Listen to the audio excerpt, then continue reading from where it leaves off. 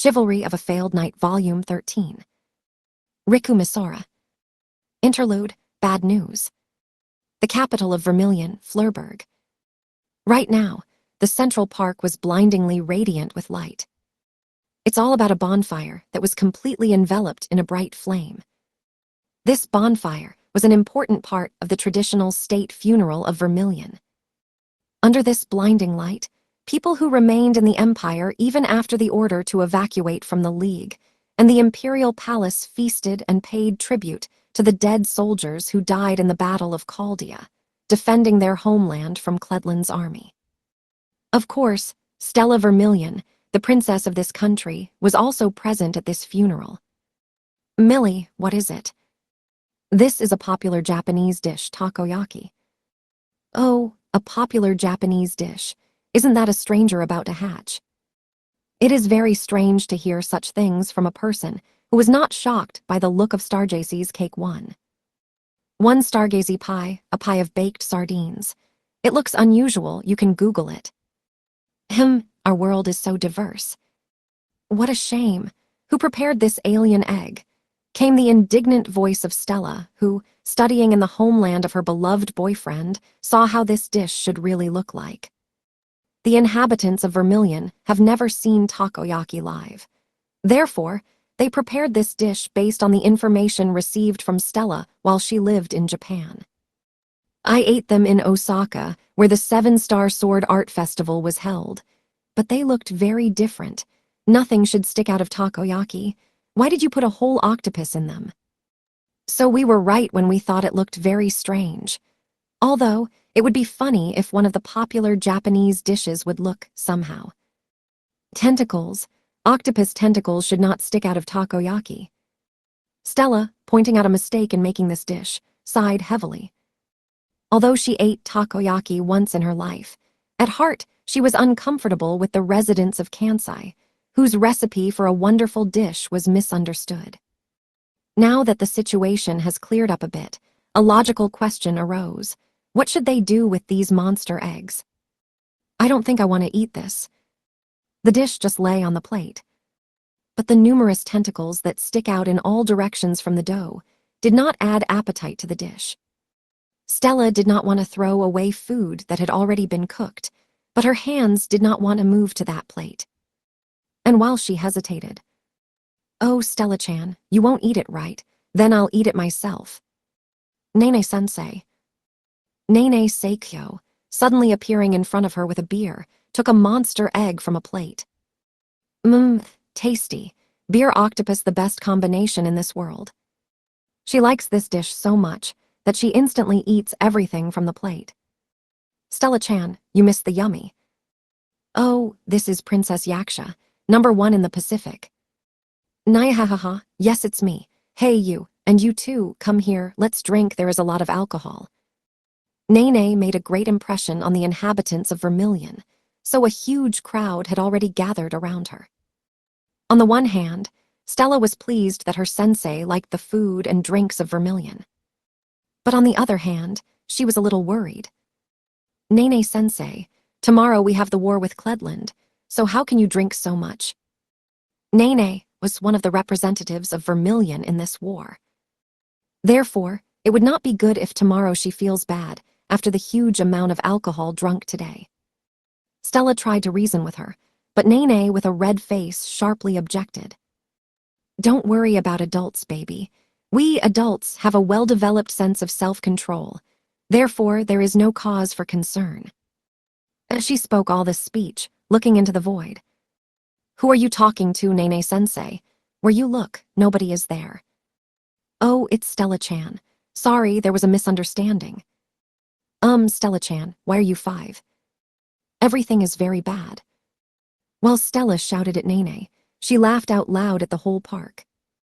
But such a noise was not only near them. The whole Central Park was buzzing. A huge wooden table was lined with various treats and drinks, so drunken noise and songs were heard everywhere. It was especially noisy near the fire. Now the musical group was performing a fervent song.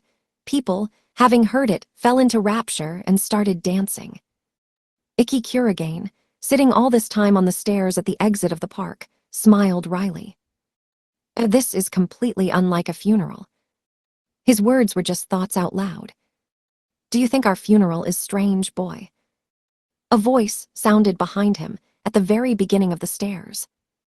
Ikki immediately turned to the source of the voice.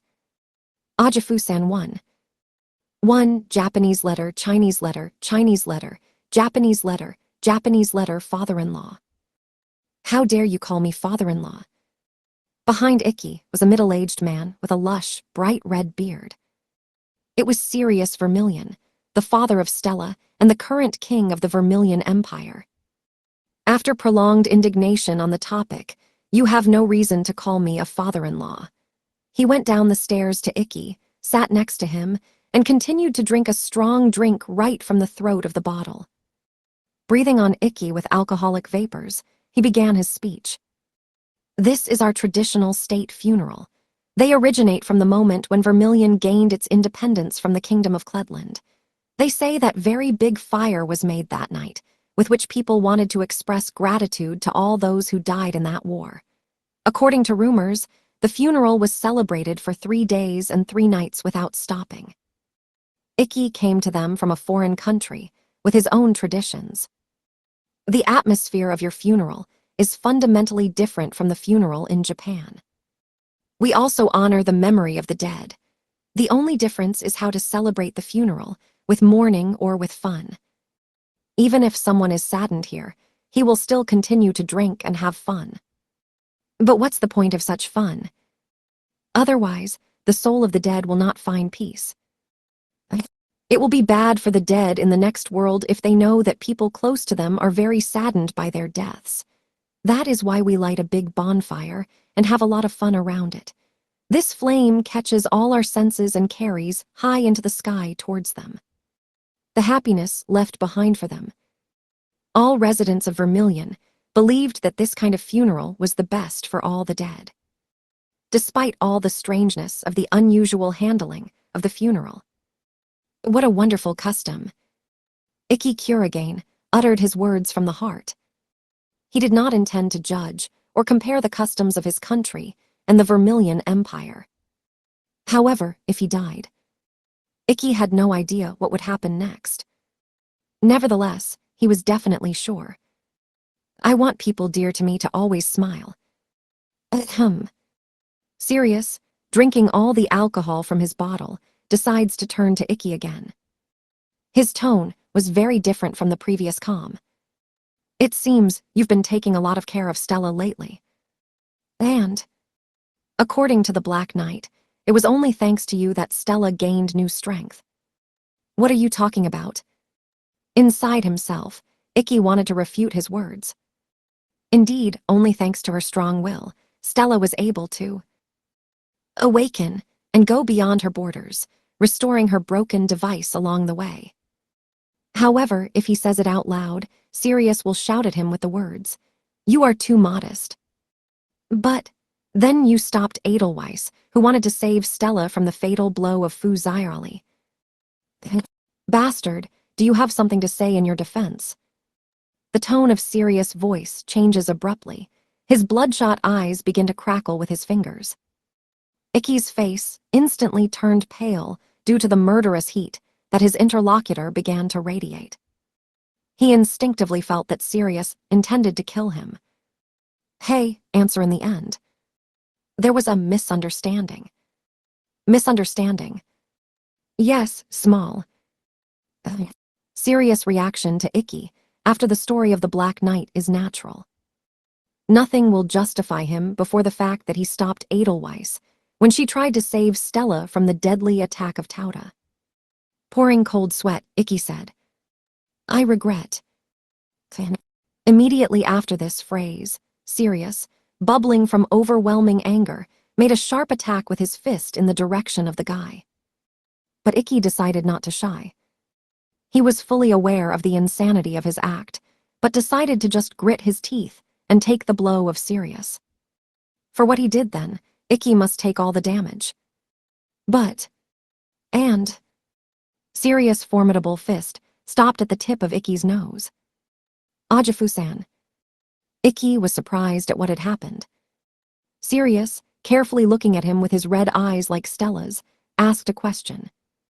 Then at our first meeting, you declared that you loved Stella. Did you lie? No. Then why didn't you help her? The duty of every man is to come to the aid of a beloved woman in distress.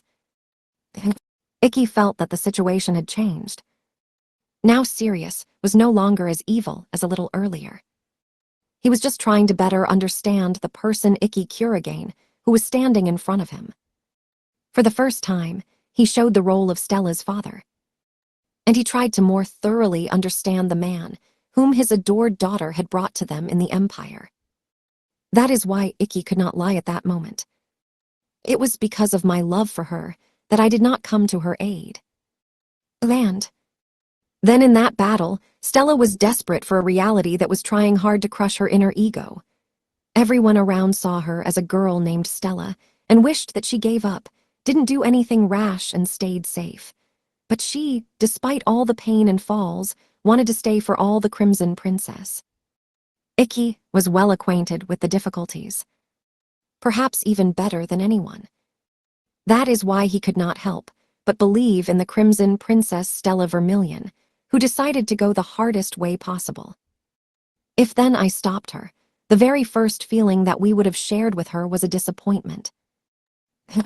I do not want to continue this topic further. Anyway, I can't let Stella leave with you. Even such hot words from Icky were not accepted by Stella's father. Why he still cannot accept a man who, just like him, loves his daughter deeply. Grunting heavily, Sirius attempted to get up the stairs and leave. Icky, looking at his attempts, could not say anything. All words have already been spoken. A person like Sirius cannot be convinced. But he should not give up. Even if a person still does not accept his arguments, Icky had no choice but to continue to show his sincerity. Even if his feelings are constantly neglected. But I promise, I will keep those words that I gave earlier. And I'm talking about my promise to you before the Battle of Chaldea. The royal family of Vermilion always keeps its word. If you want to marry my Stella, you must prove your resolve in tomorrow's war with a sword, said Sirius, glancing at Icky from behind his shoulder. The promise Sirius made was influenced by Lunay's. He might not have performed it. These were the thoughts of Icky. But Sirius still remembered that promise and was not going to give it up. Then Icky had only one thing left. I understood. HMPH. To Icky's decisive words, Sirius grunted in displeasure, turned away, and headed back to where he came from. However, have Papa and Icky been here together all this time? A miniature woman, supporting the hem of her long dress, quickly went down the stairs to them. Unlike the bright red hair of Sirius and Stella, she had a pale pink shade. It was Estrella Vermilion, the mother of Stella. Mom, what are you talking about? How could I stay with him for a long time? But Estrella only waved her hand, urging him to shut up. Judging by her appearance, she did not have time for excess vanity. The League's headquarters just contacted me. She completely told them the whole conversation. What? How could this happen? Chapter 15, Battle Under the Moonlight. General Dalyuga. All League forces surrounded the outer perimeter of the Kingdom of Cledland. The tank corps is ready. The fighter squadron is already flying to us via Air Route 17. It was the night before decisive tomorrow, when the war of representatives between Vermilion and Cledland would take place. The League, which received the Black Knight's request for help, gathered 1 million soldiers from member states last week. About 700,000 of them are already dispersed across the border of the Kingdom of Cledland to prevent the escape of terrorists. Land, sea, air, all the terrorist escape routes are blocked. The remaining 300,000 League soldiers, including the Magic Knights, formed a special squad that was supposed to break into Cledland if Vermilion lost the war. And at the moment, this special detachment was deployed on the plain that demarcated Poland and Cledland. The old-age Polish General Daluge, who was entrusted with commanding this detachment, nodded in satisfaction when he heard that the deployment of forces had already been completed. You responded so quickly to an emergency call. All thanks to daily combat exercises. Here's how, sounds reliable.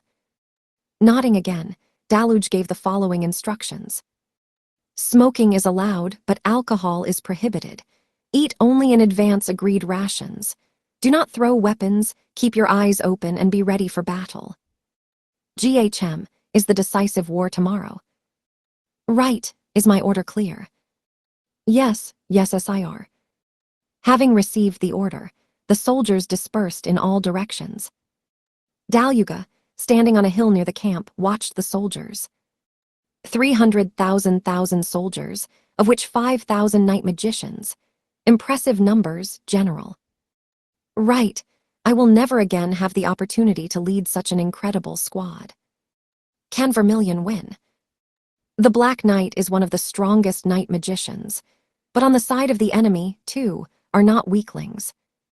Habab Nassim al-Salem.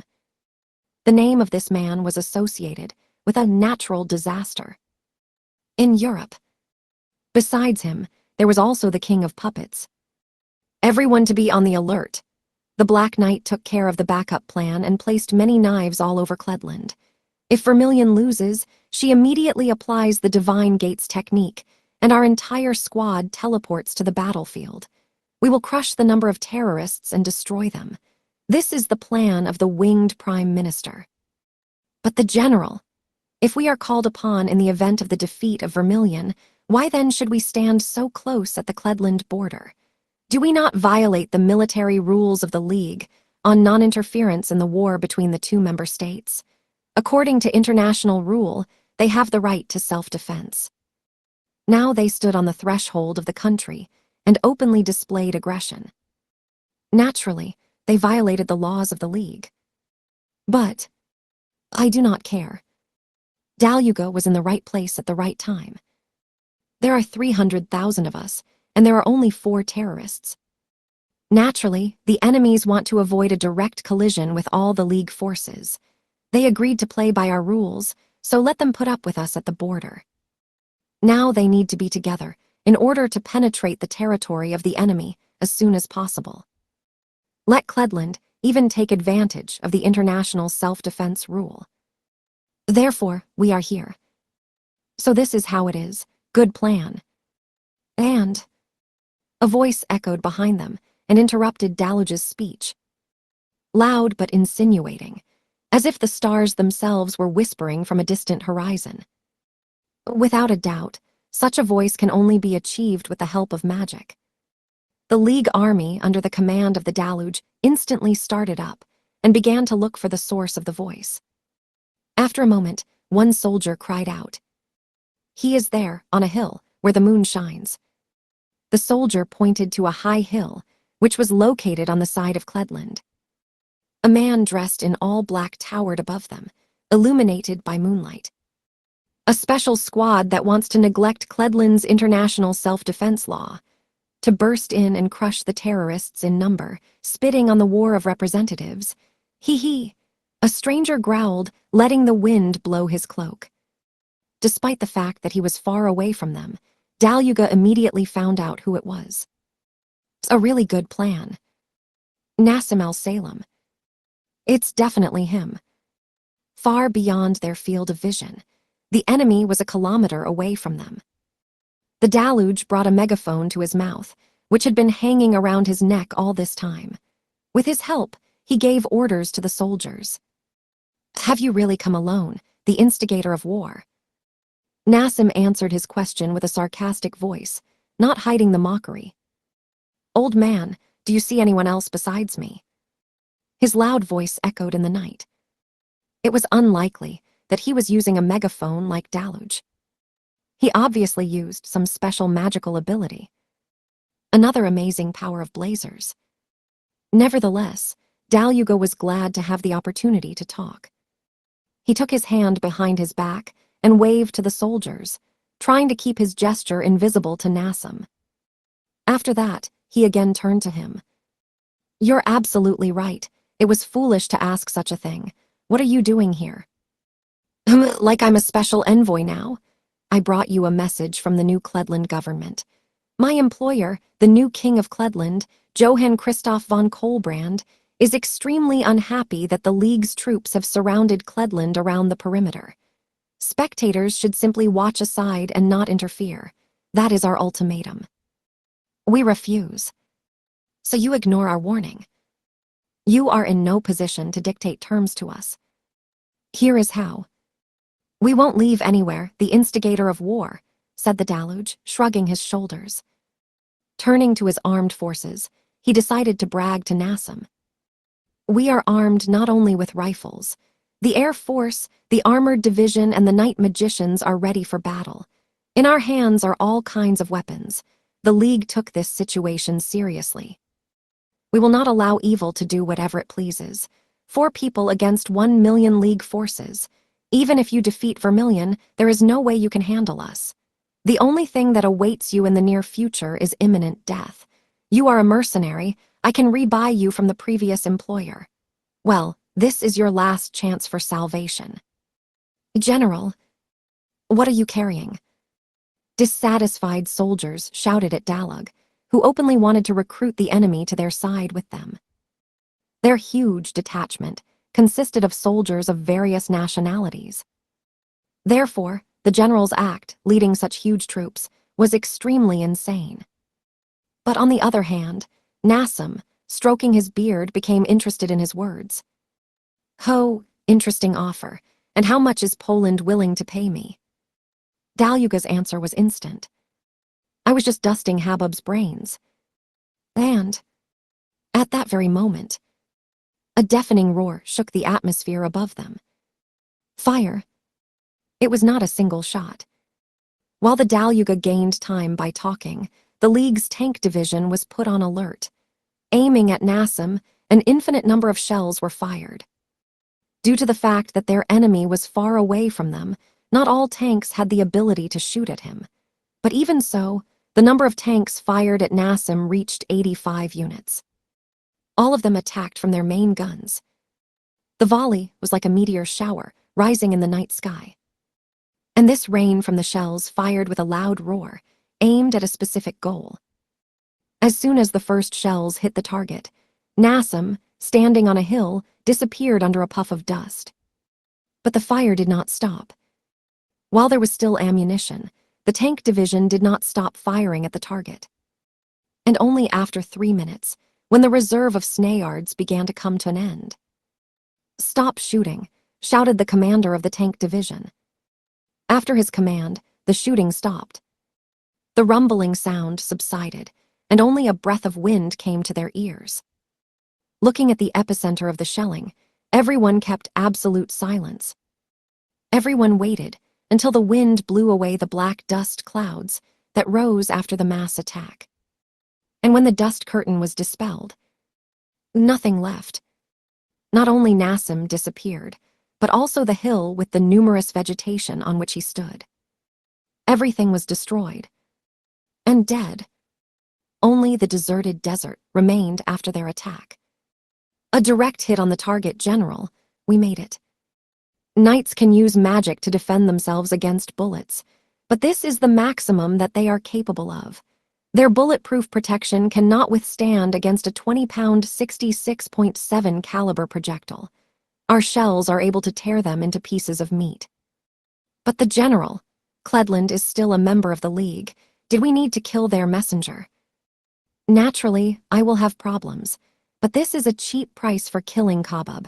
Daluge spoke decisively and immediately ordered the destruction of the target to be confirmed. The commander of the tank division, not daring to argue with him, gave the order to the soldiers. The soldiers, following the command of their superiors, crossed the border and headed for the epicenter of the explosion. Habub must have died. They just need to confirm his death. Once they have reached their destination. Hey, look at that. One of the soldiers immediately discovered something. It was a torn human palm, cut into 2 parts. Their target was 1 man. Therefore, without any doubt, there is no mistake. These are the lumps of that guy's meat. Hee, look, there's more pieces. No wonder even knights cannot survive after such a massive attack. What kind of guy is that idiot? Just so alone to go out in front of us. All around were fragments of their enemy. Without a doubt, they won. But if you think it over calmly, this result is logical. A simultaneous attack of 85 tanks at once. An ordinary person will not be able to survive such a flurry of fire. I am not idiot. The monster sounded. And the faces of the soldiers froze when they heard a voice in the night silence from a man who was supposed to be torn to shreds. Who do you think you're fighting with? Can't you guess? I am the one who has cast aside all humanity. I myself am the devil. Immediately after his words, the scraps of Nassim meat discovered by the soldiers turned into black sand and crumbled. And then a black whirlwind rose from the center of the deserted desert. Black sand, spinning in a whirlwind, began to form an image. And a moment later, a man in all black was standing in front of them. Without a doubt, it was Kabab Nassim al-Salem, who was not supposed to survive after their attack. How is this possible? Nassim had just appeared before them from a black vortex. The soldiers were deeply shocked by the appearance of the enemy. There was not a single scratch on it. Even a slight soot from the explosion of shells was missing. Their shelling, like a meteor shower and destroying the entire surrounding area, was completely useless for such an enemy as Nassim. Hee, guys, you were the first to open fire. Goods, do you want a war? You will get it. Grinning, he headed toward the soldiers. With each step, his thirst for blood increased. It seemed that the stars themselves spread this sense of violence. No longer able to prevent this oppressive feeling, the infantry commander gave an almost screaming voice. Wow. Ay. Following the order, the soldiers immediately pulled the trigger. After letting rain out of bullets, they hoped to get rid of the fear that bound their heart. But Nassim didn't react at all to their attack. Hee, good rifles in your hands. Without even trying to dodge, he simply walked forward and laughed. Although he did not need it. After all, there was no need. What's happening? Fire. Why is he not dying? All the lead they released went right through his body. Their bullets hit exactly the body of Nassim, but did not cause any damage. The thing is, Nassim sprayed his body into separate particles. Just like Lorelei, with his blue Sansara technique. In this state, no physical attack could harm Nashima. Approaching a fairly close distance, Nassim, as if mocking a senseless attack of enemies, said, "A dust metallurgy." What? Having created a huge pistol from the dust of decaying earth, Nassim aimed the barrel at the nearest soldier and pulled the trigger. At the same instant, the soldier's head burst and the brains of the fountain drenched everyone nearby. Too much firepower for a pistol. So, who is our next? Sorry, we didn't want to. You didn't want to. Nassim again pulled the trigger and another soldier's head exploded. All this sight caused a wide smile on his face. He enjoyed as if hunting ducks. There were many soldiers, but only one enemy. But not one of their bullets could inflict damage on him. Nassim killed them one by one. They could not stop the monster's bloody massacre. Don't you dare come to me. Heck, die. Die, heck, please die. The soldiers lost their heads one after another and fell to the ground. Kabab, without changing the pace of his walk, slowly walked towards them. Illuminated by the full moon, the soldier's nightmare came true. In such a turmoil. Enough, I'll blow that guy up. The commander leading the advanced detachment took a sharp step forward. In his hands was an anti-tank rocket launcher. Get it, cried the commander, pulling the trigger and launching a rocket at Nashima. The most powerful weapon capable of turning any knight into dust. But not Nassima. Neither bullets, nor tank artillery, nor missiles can harm him while he sprayed his body into particles. A couple of seconds, and he will restore his blown-up body. Completely. What? And the amazement of the soldiers was not long. As the rocket approached Nassim, he held out his free right hand to her. He grabbed it with his fingers, and he threw the rocket back at the soldier. An explosion of a rocket instantly destroyed the advanced detachment. Pieces of meat, what was left of the soldiers, were scattered everywhere. In this hell, only the commander survived, to whom both legs were torn off by a blast wave. Mercy. But his pleas remained unanswered. Another shot from a pistol, and the commander's head shattered into pieces. In no time, an advanced group of 100 soldiers was destroyed. Watching the death of their friends, 1,000 soldiers rushed to their aid, but not even having reduced half the distance, they froze in place. Glancing at them, Nassim inhaled. And, what's the matter? What are you all afraid of? Only 100. People died. You are still 999.9 against me 1. The advantage is on your side. Come on, attack, provoked the frozen soldiers Nassim. But at that very moment, all ordinary soldiers retreat, order from the general staff. Immediately after these words, many people, armed with swords, spears, and bows, overtook the infantry. Here are the Knights of the League in battle. We know that you use wind skills. Having sprayed your body into particles, you are invulnerable to all physical attacks. But this ability requires a huge level of control over magic. You cannot maintain this state for a long time. If we continuously attack you, then you will certainly be exhausted. We attack all at once at the same time. Why yes, After such an enthusiastic cry, the Magic Knights went on the offensive. With a quick movement, they surrounded Nassim. Keeping a distance, each of them attacked with his strongest ability. The power of a Knight Mage is approximately equal to the strength of 300 ordinary soldiers. This figure increased even more when the Magic Knights united. It is very difficult to evade all their abilities in a sprayed state. Competent strategy, even Nassim recognized its effectiveness. But, you shouldn't have come so close to me. Having said these words, Nassim threw his dust gun to the ground and tightly clenched his right fist. A golden light immediately enveloped his right hand, and a black sparkling metal glove decorated with gilding appeared on his right fist. This is a Habub device, Toxicator 1. 1. Japanese letter, Japanese letter, Japanese letter, Japanese letter, Japanese letter, Japanese letter, Toxcatl. Wither. Raising his right hand high into the sky, Nassim said aloud, "Take them away, Mictor and Tormento, 2. 2. Ust Japanese letter, Japanese letter, Japanese letter, Japanese letter, Japanese letter, Japanese letter, Japanese letter, Japanese letter, Japanese letter, Dust wind of corpses, dusty wind of corpses." Immediately after his words, a strong wind blew. A black sun storm centered around Nassim.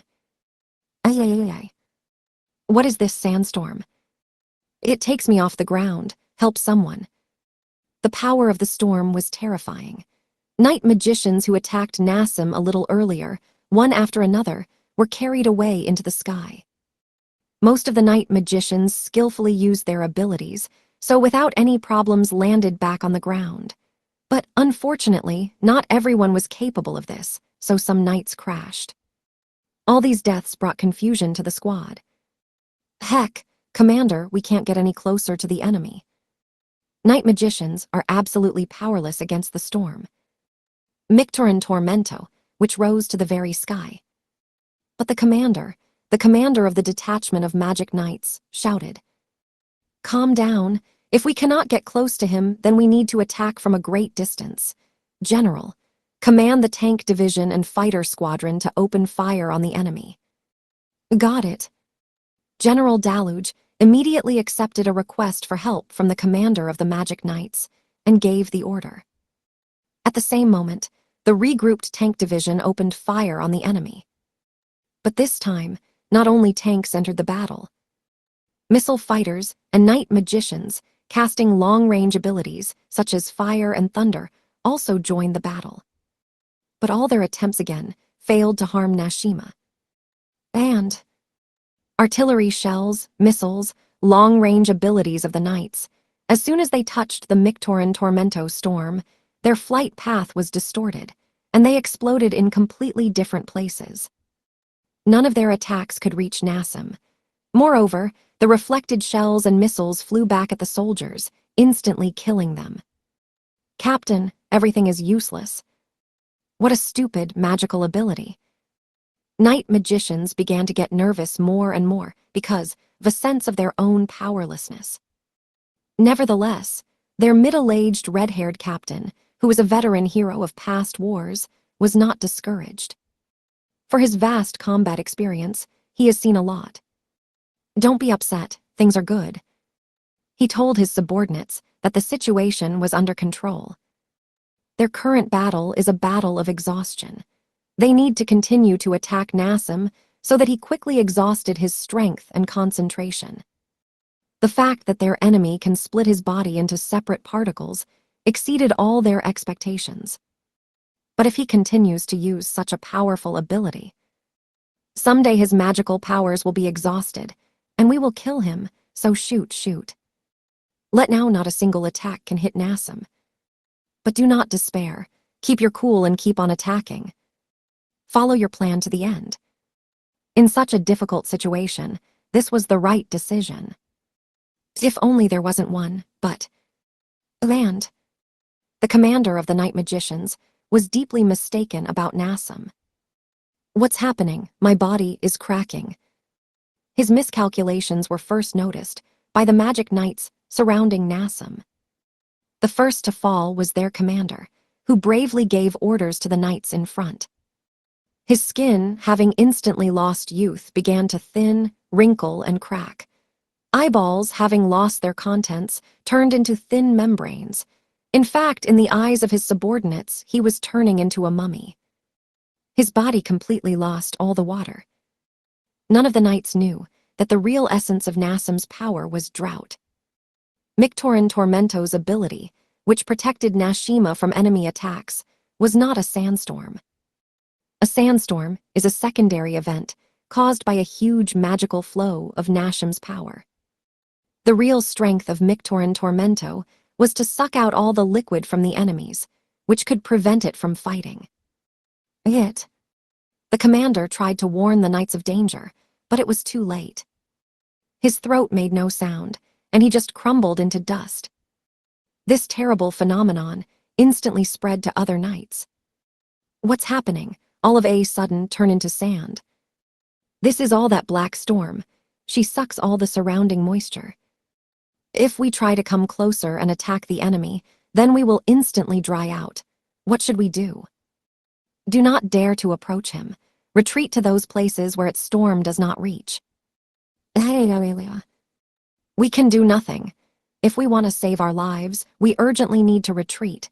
This enemy is too tough for us." Knights who had lost their commander could no longer think sensibly. Turning their backs to Nassim and overtaking the infantry, they quickly ran away from the enemy. In response to this reaction of the knights, Nassim further increased the power of the Mictoran Tormento storm. A giant black-brown sandstorm, rapidly spreading throughout the district, turned the soldiers one by one into dust. In an instant, the front line was destroyed. And just a matter of time, when this storm will reach the main forces. The soldiers, worried about their safety, abruptly set in motion. "General, if something is not done, our main forces will be destroyed. Give the order of retreat. We can't handle this monster." But their words went unanswered. Dalyuga completely ignored them. He, like the soldiers, did not expect that all their weapons and knights' abilities would be useless against such an enemy. Before them is not an ordinary person. A monster. But despite all the fears, Daluga did not give the order to retreat. Although the storm, Mictoran Tormento, was approaching them, Dalyuga continued to wait. Trump, which is able to withstand this monster. A hero who can save them from a hopeless situation. And he appeared. And The blue flash suddenly hit Nassim from a long distance. At that moment, the black-brown sandstorm dissipated, and fresh blood appeared on Nassim's cheek. The first wound of Nassim that he received this evening. Squinting, he stared at where that flash had whistled. There stood a man. The man, armed with an azure spear, covered himself with fleeing soldiers. Have you been trying to confront this monster all this time? Do you really want to defeat the world-famous mercenary Habub? You still showed up, Carlo. Why were you away for such a long time? In response to the joyful cry of Deluge, a thin middle-aged man smiled a white-toothed smile. Excuse me, gentlemen, but the real hero should always appear at the last moment. On the border between Poland and Kledland, Nassim, squinting in his sunglasses, looked carefully at the smiling gentleman in a white suit and felt hat. Carlo, yes, Campini Carlo Bertoni. In response to his question, the gentleman raised his hat with a spear as a greeting and nodded. Yes, it's me. Nice to meet you, Habub Nassim el-Salem. Hee, another good guy arrived on the battlefield. Signor Carlo, we are so glad to see you. With you we can turn the tide of the battle. Oh. The Magic Knights instantly cheered up when the long-awaited support finally arrived. But Carlo, despite their high spirits, sharply objected. No, you have to back off. And why? Carlo decided to explain the whole situation to the night magicians without taking his eyes off Nassim. Nassim is not the enemy that can be crushed by numbers. In this battle, I want to use my noble art, which is allowed to be used only in emergency situations. It will be difficult for me to fight if you get in the way under my feet. Explaining, Carlo turned his back on the allied Magic Knights and turned to Nassim. Your exploits reached my country, the most powerful mercenary in the world, bringing destruction to his enemies and his employers. There are not enough fingers on my hands to calculate how many countries you have swallowed, robbed, and destroyed. You must have accumulated enough money all this time. I think there are fewer than 10 people in the world whose wealth can compete with mine. You did something stupid when you came into conflict with the League. Having accumulated such a huge fortune, you could lead a comfortable life until the end of your life. Are you still not saturated with robberies and murders? There is no limit to the dryness of the desert. Nassim laughed out loud at Carlo's silly question. I will not stop robbing until I reach the edge of the earth. Powerfully pushing himself off the ground, Nassim rushed to Carlo with the speed of an arrow shot from a taut bow. The sign of death on his elongated right fist glowed with a red-black flame. The pressure that Nassim radiated was different from the last battle with Stella. Now he was absolutely serious. But his murderous aura could not get Carlo out of a rut. Wow, you now resemble the Barmaglot one. However, it's okay. Today, my collection will be replenished with another heroic story about the murder of a monster, which I will later tell in bed to a beautiful lord. One in Japanese. Original Carlo mentioned Jabberwocky. Jabberwocky. But here, for example, in the same Alice we localized him in Barmaglota, left our Russian version. Taking comfort his azure spear, Neptune, Carlo takes the position of interception and draws the spearhead from the fist of Nassim. Yourself under your feet. And Carlo's action puzzled Nassim. But at that very moment, forbidden equipment, 8th Ocean. Carlo's act immediately became clear to everyone. When his spear pierced the ground, an enormous amount of water erupted from a pale bluish magic circle like a waterfall. A huge geyser, swallowing Nassim and Carlo, rushed to the night sky. Wow! The sea in the sky. The soldiers made a noise, looking up. Just before their eyes, a huge sea was created in the night sky. Dimming the stars, the surface of the water spread across the sky. This is 8th Ocean. Right, only a knight from Italy, taking second place in the higher League of Kings of Knights, is capable of this. Carlo Bertoni, the strongest blazer with water techniques. Daluga was aware that Carlo Bertoni is the most famous knight with water techniques in the world. Compared to ordinary knights who own water techniques, he can create and control an unrealistically huge amount of water. Although this has not been tested in practice, it is rumored that its strength can affect the country's existence. With his powerful water techniques, he is able to wash away the whole city occupied by terrorists.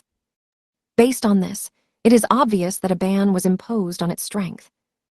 But now is an emergency.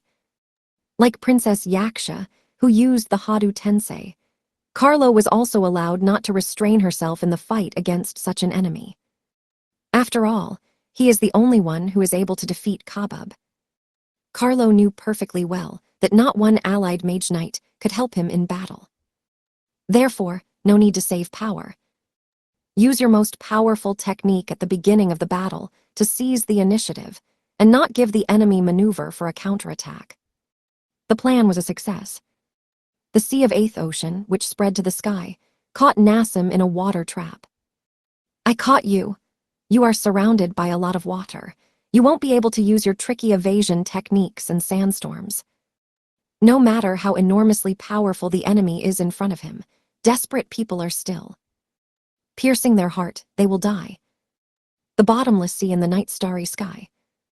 All this is subject to the kingdom of Campion Carlo Bertoni. Starting from the water, Carlo attacked a trapped enemy. 5 deadly spear strikes directed at Nassim's body. You can't avoid the attacks of a man who continues to sink in this bottomless sea. Nassim manages to repel all the strokes of the azure spear aimed at him. Baring his fangs, he burst out laughing at the bottom of the sea. "You thought I was the simple owner of sand," mockingly threw Nassim to the stunned Carlo. Releasing even more mana, Nassim accelerated and pounced on Carlo. Habab's deadly fist was not affected by the pressure of large amounts of water. Carlo admired the imminent threat from the enemy. Not many people in the world were able to move freely and quickly in the Eighth Ocean. But even so, the Eighth Ocean is still my subservient kingdom. The horns of Narwhal. What? Nassim's surprise knew no bounds. At the very last moment, Carlo disappears on his way, and Nassim's deadly fist pierces the void. The enemy escaped his attack at a speed invisible to the eye. Only the sound of disturbed water reached his ears. The sound of something fast, elusive. Nassim tried to keep track of him, but could not. Only air bubbles remained after Carlo's run. What an unreal speed. Supercavitation. An amazing mode of body movement in the aquatic environment used by penguins in nature. With the help of their feathers, they trap air, forming a compressed air film. If you wrap your body with such an air film, you can simulate cavities without water, thereby reducing the resistance of water and increase the speed. The phenomenon of supercavitation is also used in the manufacture of some type of weapon, such as torpedoes. Due to this phenomenon, torpedoes can develop subsonic speed. Carlo reached the same speed in this battle. Campione, the strongest knight with water techniques, it is not difficult for him to do something like this. "I'm not an ordinary person, pouring water an idiot." Relying on his speed, Carlo rushes at Nassim. Escaping a small wound, Nassim manages to evade an invisible eye attack. Over his life, he managed to accumulate a wealth of experience and develop an incredibly sensitive intuition. But battle alone cannot be won. Even when Nassim dodged the attacks of Carlo's spear, he instantly changed his position and attacked again. In addition, Nassim was already at the limit. Grghh. Nassim, constantly attacked by Carlo, exhaled air bubbles underwater. His complexion turned pale. No doubt he has anoxia. It's all because of the ability of the Eighth Ocean, which created the bottomless sea that imprisoned Nassim in it. Carlo did not choke because he used his abilities, but Nassim could do nothing. Trying to take a breath of air, Nassim released his magical power even more and tried to go up. But all efforts were in vain. "Do not even try. The eighth ocean is a water prison revolving around you. She moves at your own speed, so you cannot escape. Well, do you finally understand the greatness of my technology? From the very first second of the battle, Carlo used his most powerful technique, without giving Nassima a chance to counterattack. The soldiers who had been watching their battle all this time were rooting for Campione. Oh, the monster can't do anything. The initiative is entirely for Campion. Not surprising. After all, he is fighting against the strongest knight using water techniques. You do not need to be a genius to understand the obvious thing. Nassim is imprisoned under water and cannot breathe. He is unable to get out of the water prison. Therefore, the death of the famous Kabab is closer than ever. Hee, ha ha ha. What? Carlo fell into confusion. He did not understand the reaction of the enemy, who laughed, although they clamped him into a corner. What is funny in my words? Your ability is monstrously powerful. Among all the users of water techniques that I killed, you are the strongest. Even if I try to turn into sand and run away, you can cement me using your strength. Am I right about your tactics? How did you bark? Before dying of suffocation, what are you going to do? If I can't escape from your equipment, then I just need to drain it. What? At that very moment, Nassim begins to do incredible things. With the ability to dry, he began to absorb the eighth ocean. Huge sea depths began to circulate around Nassim. Carlo was speechless when his enemy began to take big sips. This guy, he is seriously trying to drink the eighth ocean. Do you want to do something unbelievable without enough oxygen? Do you think you can do it? But Nassim only briefly threw. I do not know. What? I have already said that among all the knights with water techniques, you are the strongest. I have no idea if I will succeed or not. But am I still a Hubub? The numerous blood of various nations and countries was consumed by me. Therefore, this miserable puddle is not enough to quench my eternal thirst. A roaring voice, coming from the bottom of the sea. Immediately after his words, the sea currents of the eighth ocean, spinning around Nassim, increased their speed. This guy did not dissemble. Nassim, using his monstrous power, really tried to break out of the eighth ocean. Heck, I must not allow this. Kabab's power is great. I knew about this from the very beginning of the battle. Right now, my ability to eighth ocean is drying out at an appalling speed. But look at his face. Lips are purple, bloodshot eyes. No doubt Nassim has extreme hypoxia. Whether he is desperate or a man, it does not matter. Just a couple of minutes, and he should lose consciousness. Indeed, right now his brain is not receiving oxygen. But despite all this, a spears of Neptune. Carlos set in motion, not waiting for the death of the enemy. Having frozen part of the water surface of the eighth ocean, he created numerous ice spears behind him. Stop resisting and just accept your death. Ice spears traveling at water speed at breakneck speed. They received such acceleration thanks to numerous fast sea currents. And now their goal was won. An uncountable number of ice spears pierced Nassim's body. The blue sea instantly turned dirty red due to spilled blood. But on this, Carlo's attack ended. Hylia. Despite the fact that Nassim was attacked by countless ice spears, Carlo decides to attack himself. Using superquatation, Carlo pierces Nassim's heart with the speed of an arrow from a taut bow. Through. The Neptune spear pierces Nassim's chest, pierces the heart and exits through the scapula. Carlo's focused face relaxes due to a heavy fight. But what? After a couple of seconds, Carlo is speechless. Because Nassim's hand held tightly to the Neptune spear that pierced his heart. Still not enough. You wanted to kill a monster by piercing your heart. And Carlo, in dismay, tried to retake the spear, but nothing came of it. Nassim's hand held the spear tightly, the implausible power for a person who must be at death. And not only his strength was surprising.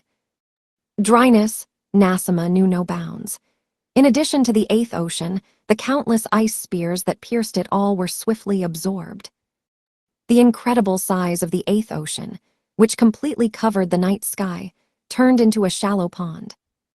Hell, eighth ocean is almost dry. True, your sea is almost dry. You don't have much time left. But you are still alive, and your opponent too. Come on, Campaiani. The climax of the killing of a monster has come. Show your wit, attack with more power, invest yourself to get out of a predicament. Involuntarily, a muffled cry came from Carl's mouth. Even this attack could not kill Nassim. Deadly complexion, due to lack of oxygen. Countless bleeding wounds throughout the body. Due to serious damage to internal organs, blood oozed from the eyes, from the ears, from the nose. Nassim's red eyes, due to the numerous torn capillaries, did not focus on the enemy. He had to die. Such were the thoughts of Carlo, who many times saw a similar state among his opponents. People with such injuries cannot survive.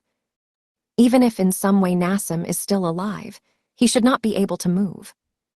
Immobilized from pain shock, he is obliged to instantly lose consciousness and wait for the imminent death. Carlo's attack certainly reached Nassim. Such numerous wounds led to the instant death of an ordinary person. But the enemy before him, Hubub, was different from all his previous enemies. He refused to die. His bloodshot eyes, unable to focus on the enemy, radiated a strong thirst for murder, and his mouth twisted in a hard grin. Watching this spectacle, Carlo and the soldiers understood. Their enemy is not an ordinary person. The fact that he might die already seemed to them something incredible. Even if he is beheaded, he will continue to fight against them. It is impossible to fight against such a monster by conventional means. Let me go, monster. And Carlo's voice broke into a cry, and he began to beat Nassim in the face with his fists. The only thought in his head was to get his spear back and run away from that damn monster. A pointless act from Carlo. He could not succeed in stopping the enemy with simple blows of his bare fists. But Carlo, because of a strong panic, was no longer able to think soberly. Nassim's intention to kill was so great that he got scared. Meanwhile, Nassim's smile faded due to Carlo's hectic behavior. He completely lost interest in his rival. Huh, are you all already? His black hand instantly reached for Carlo's face. And I was mistaken in you. You are another idle talk. His next action was instantaneous. Pressing Carlo's face with all his might, Nassim crushed his skull like a rotten tomato. And he pushed Carlo's dead body away from him, allowing him to lie flat on the ground. The defeat of Campionet meant only one thing. Signor Carlo, lost. This is not true, yes. Enough of empty talk. Throw your gear, we run. League forces, having lost their trump card, decide to immediately retreat. And this is not a tactical retreat, and an ordinary escape from the battlefield. Watching the loud screams of the soldiers, who frantically threw their weapons, Nassim laughed out loud at the sight of the cowardly retreat of the troops. That the League, that the Council, your actions are always absolutely the same. You strive to subjugate the whole world, but when you meet a strong enemy that you cannot control, you run away with your tail tucked up. If you don't have the determination to die, then don't even dare to think about meddling in my war. Immediately after these words, Nassim strikes the earth with his right fist with all his might. At the same moment, the earth began to crash under the feet of soldiers. If you do not want to die a dog's death, you will be crushed like miserable insects. The land, completely devoid of all moisture, instantly turned into quicksand and began to suck in League forces. Soldiers fleeing the battlefield, tanks that bombed Nassim a little earlier. Everything was sucked in with terrible force, like a giant anthill. The soldiers, screaming with fear, tried their best to reach out at least something to save themselves. League forces that were outside the quicksand wanted to help their comrades, but quickly thought better of it. Whatever they do, the earth will not stop sucking, and they will only increase the list of victims if they try to help their comrades. No one was saved. As a result of the battle with Kabub, the League army lost a quarter of its forces. As usual, the next spineless wimps. Watching the erratic retreat of the League forces, Nassim spat out the saliva with blood that had accumulated in his mouth during the battle with Carlo. The battle on the border territory ended in an unconditional victory for Nassim and Cledland. Taking out a dried cigarette from his breast pocket, Nassim set it on fire and lit it. Immediately after this, his action. "Hey Habub, great job." A sexless voice, in which there is nothing male or female, reached the ears of Nassim. It was the king of Orgol puppets.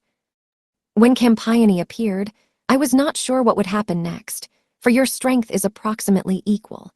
But it's not for nothing that you have been called the most powerful mercenary in the world.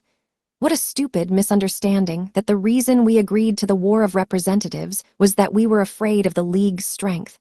Ah ha ha ha." Listening to him, Nassim exhaled a gray smoke. "All their strength is still not enough. Even if there were even more of them, they could not stop me.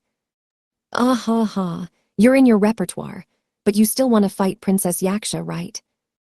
I am wondering why you are so hungry for tomorrow's battle with her. What did you like so much about her? If you compare your strengths, was Campaigne not the best rival for you? It doesn't concern you, you bastard. Children should play with each other and not interfere with adults." Calm down, I don't care about Princess Yaksha. The most important thing for us is that the forces of the League, who gathered to monitor tomorrow's war, are practically destroyed. The League will now be unable to help Vermilion in the event of a defeat. No one else intervenes, so we can have fun tomorrow properly. You don't have to remind me of this. Remember, if you interfere with me, I will kill you. Oh, how scary, scary. Okay, I will keep that in mind. After this sentence, Orgol's joyful voice trailed off in his ears. Too unpleasant way to transmit voice. Taking another deep breath of the gray smoke, Nassim threw out his cigarette. All this time he stood in the sky, leaning on his sandstorm. A large landslide, resembling a giant anthill, was located right under his feet. All the screams from him were quiet for a long time. This place has become a sand coffin for many soldiers, but without a tombstone. An ideal place for people who desperately impose their justice, but then cowardly fled. Such people are not worthy even of dog death. But, tee-hee, ah-ha-ha-ha. Nassim's face twisted into a smile. He felt happy. The whole League is a bunch of idiots. Cledland and Vermilion. As the instigator of the war, he was supposed to be in anticipation of the battle between these countries. But not now. All his thoughts were occupied by only one woman. Then, at their first meeting, she had a special look with which he was so familiar. I don't know why she is in the League. But you are only my prey. I will not give you to anyone. And I won't let anyone disturb us.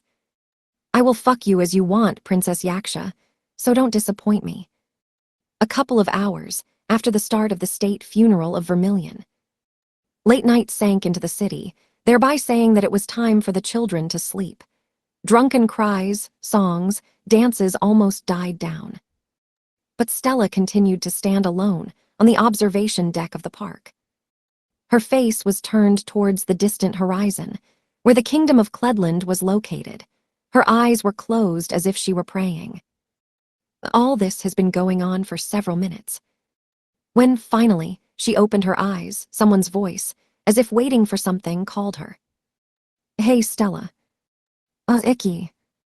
Turning back, she faced his slightly sad gaze. By his appearance, Stella immediately knew what he was going to tell her.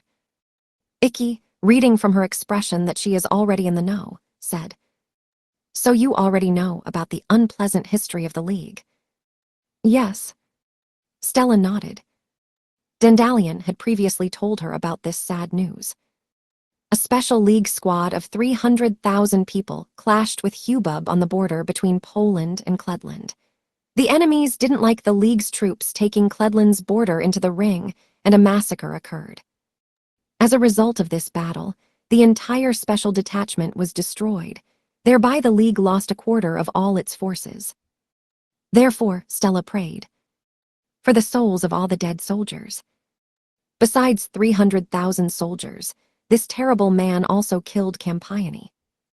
Campione Carlo Bertoni was the same knight who was able to beat the Black Knight, thereby interrupting her series of victories at last year's tournament of the Higher League of the Kings of the Knights.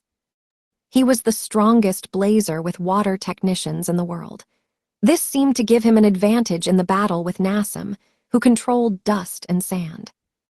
But still the result is catastrophic. Carlo lost. Stella was already familiar with the sense of horror that she experienced in the battle with Nassim. "You are afraid?"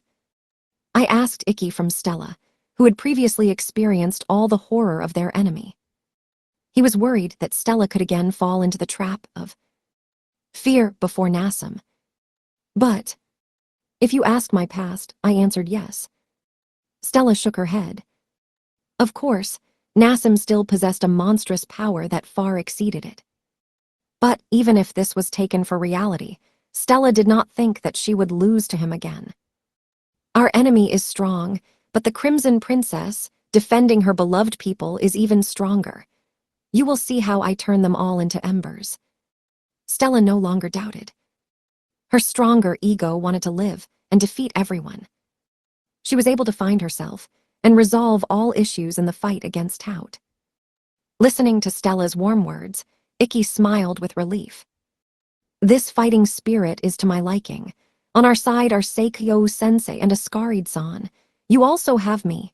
Let Totter and I not as good as those two, but you two can count on us. He also tried to inspire Stella, but... Stella. She did not answer Ikka's encouraging words. Moreover, her eyes darkened. Her condition was not related to fear of the enemy. On the contrary, she was pleased with the idea that she has a person who is always ready to support her at any time. But there was one thing that really bothered her. "Hey, Icky, do you really want to fight?" "What do you mean?" I asked the puzzled Icky from Stella. "I am the princess of this country, so I must fight. Nene-sensei is the Knight Mage of the International League of Knights Mages. Tatara and Ascaris have clear, specific goals in this war. But you, Icky, you are still a knight apprentice. That promise of my father does not apply to the current situation. Icky, what are your reasons why you want to participate in tomorrow's war?" She could not completely finish her thought. All due to the fact that right in the middle of her speech, Icky grabbed her cheeks with both hands. Ah ha ha, Stella's cheeks are so chubby. Pleasant feeling. "Hey, stop playing, I am absolutely serious." "No, you say stupid things. I do not want to discuss this."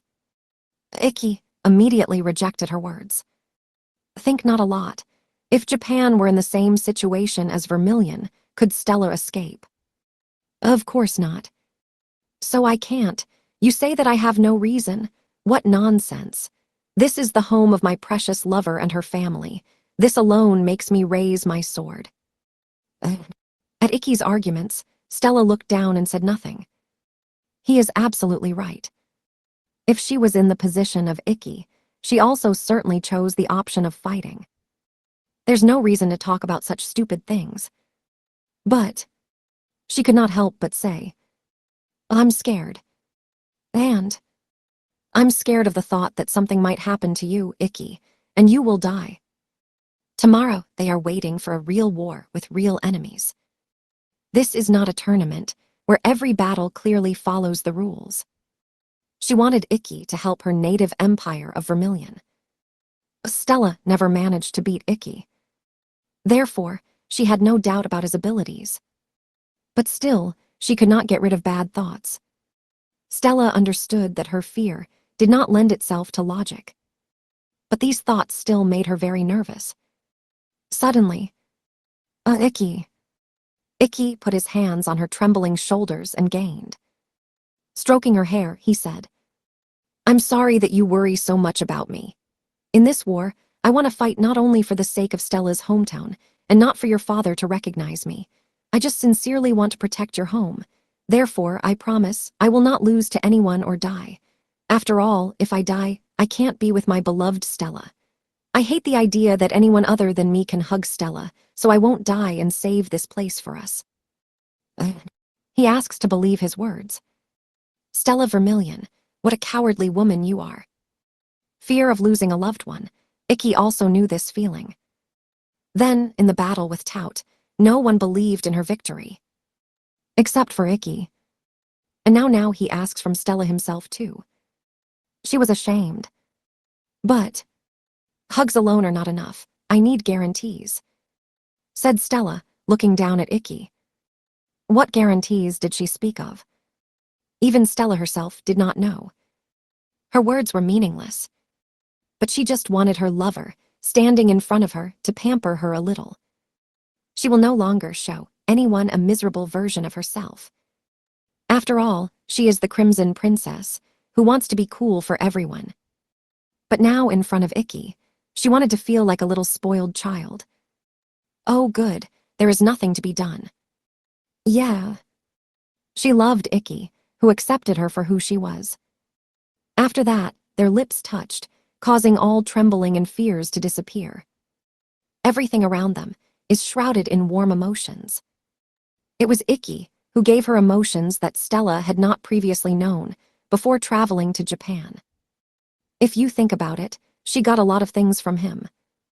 Only by being defeated on that very first day, she was able to become stronger. And now her beloved will fight against the strongest enemies. Yes, she is scared, but he asked her to believe in him. Trust her beloved rival, whom she still cannot surpass. Only victory. Icky and I will definitely overcome all obstacles, and none of us will die. And only then will everyone bless us. And the day when Icky and I will be connected for life finally comes. Two people exchanging kisses confirmed their connection. Nene Seikyo drank, sang, and enjoyed the holiday more than anyone else. Iris Iscaried, secluded in a quiet place away from all the noise, put her mind in order. Tatera, watching her from afar, ate sweets. The warriors chosen by the representatives of Vermilion spent their last good night. We will definitely win. They shared this idea all at once. Finally, the sun rose, notifying everyone that the day of decisive battle had come. Chapter 16. Starting a war in the royal capital, the International League of Mage Knights recommends that its member states resolve conflicts through the War of Representatives, where selected mage knights participate from each side. There are two reasons for this. The first reason is the protection of ordinary people, which is an important moral priority for the League and the Knights.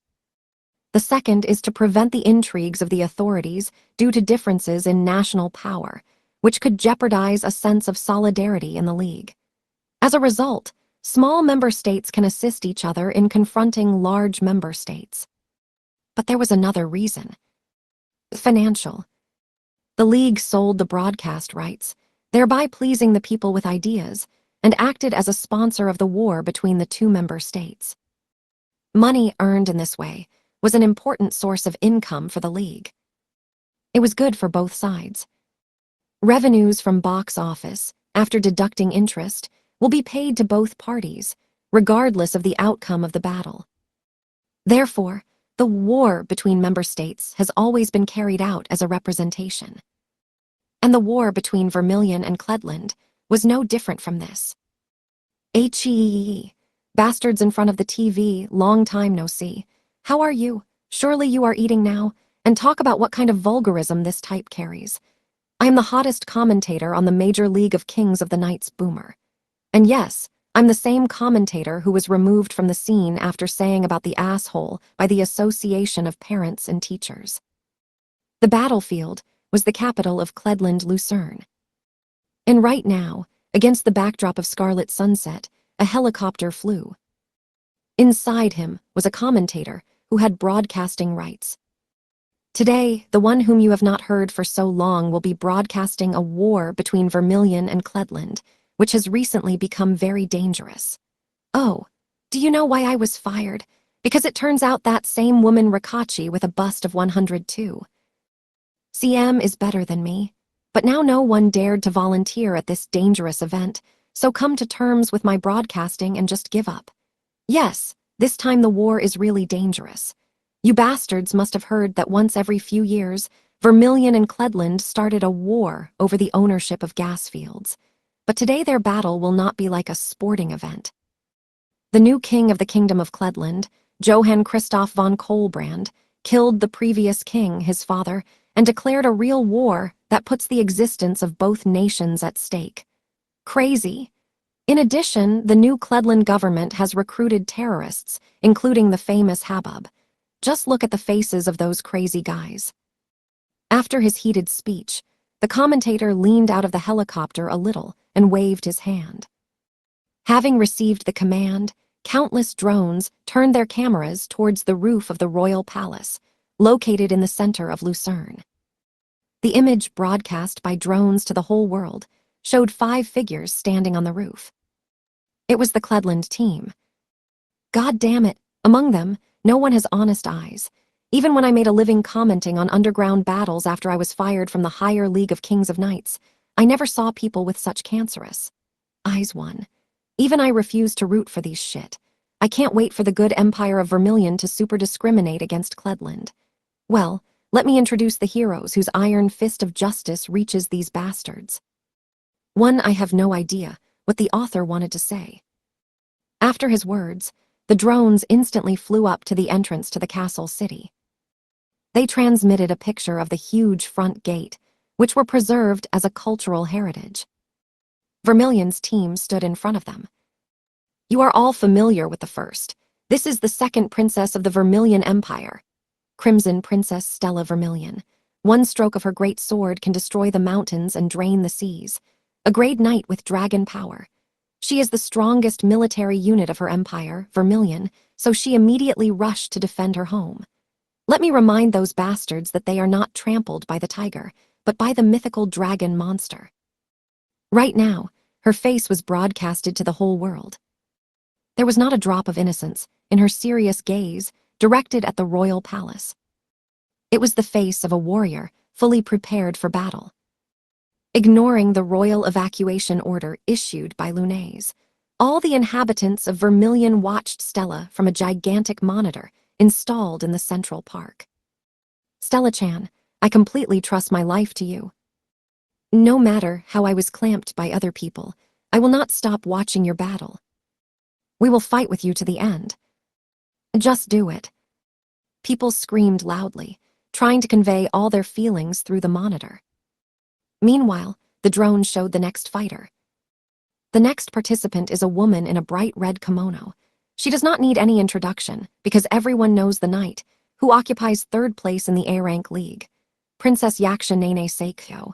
While the League army stands still and awaits the outcome of the battle, it is Vermilion's best assistant in such a difficult situation. The 3rd member from Vermilion is another knight from the Major League of Kings of the Knights, Black Knight Ascarid-san. Her device, Invincible Armor Orihalcus, is able to repel any attack and heal all wounds in the blink of an eye. She made her debut in last year's A-League League, a promising Frenchwoman who continued to increase her series of victories until she took 4th place. In addition, I never knew that such a beautiful female face is hidden under this armor. She spent the entire tournament of the higher League of Kings of the Knights without removing her armor. He immediately introduced 2 representatives. Simultaneously, Stella's mother, Istria, who watched their performance, prayed all this time. Nene-sensei, Iris-san, please save us all. Her shoulders trembled violently because of intense anxiety and fear. Stella's father, Sirius, laid a hand on the shoulder of his wife Istria. He, like Istria, was watching the broadcast, but now his gaze was fixed on the monitor. After all, his adorable daughter returned to her homeland with the Japanese. And at the moment, this Japanese was broadcast on full screen. The next member of Vermilion is well known to many. He, like Stella, fought for the pinnacle of excellence at the 7-Star Sword Art Festival in Japan. Knight apprentice who defeated Stella and received the title of Sword King of 7 Stars. Yes. The time has come to introduce that same incompetent knight Ikki again. It is he who has the weakest magic and the strongest skill of owning a sword. During my long commenting career, I have never seen such an unbalanced guy. For in the league he has F rank. It is strange to see such a person among all the other representatives, but today he was given another chance to prove his strength. Show everyone, Playboy. Cheers rang out from the territory of the Imperial Palace of Vermilion when they represented Ikki. The screams belonged to the army of Vermilion, which, like ordinary citizens, carefully watched the broadcast. After all, he fought with them near the border town of Chaldea. Among those who greeted him were Tilmit and Malaria. Til-chan, do you think everything will be fine with him? He looks completely out of place in this war. Japanese F-rank knight who, without coercion, agreed to become a member. Grandfather Dan or the king could be in his place. What do you think about this, General? Nothing. Army Commander Vermilion, Siniad, answered with a sad expression. Today I curse myself more than ever for not being a knight. And the last participant from Vermilion is another Japanese student, like the homeless knight. The first year of the Akatsuki Academy, Yui Tatara, knight apprentice fighting against Stella at the 7-Star Sword Art Festival. I have no idea what she's doing here, and besides, I found that I don't have any information about her at all. If you look closely at her, then she is pretty creepy girl. But she was appointed by the Queen of Vermilion herself instead of the Crimson Wild Lion. I hope for you, baby. Everyone was introduced. It's time to start. Well, girls, are you ready? And, okay, let's get started, let's go. Ahead. A starter loudly sounded in the sky above Lucerne, warning that the war had begun. Immediately after the signal, the broadcast picture shook violently, and the commentator's scream echoed in the ears of the audience. Wow. The moment the signal was given, Ikki noticed. As from the blue roof of the royal palace, flying through the entire castle city, a black shadow jumped at them with the speed of a rocket. Without a doubt. Faak, are you aware that this is not a joke, a piece of shit? Habib Nassim Al-Salem decides to attack first. As the commentator cursed that his helicopter was nearly shot down, Nassim was already close to Ikki. Waving his dark black glove in a whirlwind of dust, he threw it to the ground before landing. Take them away, Mictor and Tormento. At the same moment, all the structures around the huge front gate flew into the air. The huge stone gate, the cultural heritage of Lucerne, was no exception. The black-brown storm reaching heaven with Nassim in the center swallowed everyone. Including Ikki. Stella. They all. The enemy attack was sudden. They did not even have time to prepare. Horror Sirius and Astria screamed loudly. The Vermilion team took off due to a sudden attack of the enemy. Teamwork is the main condition in a royal battle, but their whole plan was swept away by a sandstorm rising to heaven itself. However, the commentator was mistaken in some respects. In the center of a black-brown sandstorm, when the front gate, cars, buildings, roadside trees were blown away. One man, still standing still, was ready to confront Kabab. Already unbearable to endure, what an unrestrained guy. Princess Yaksha.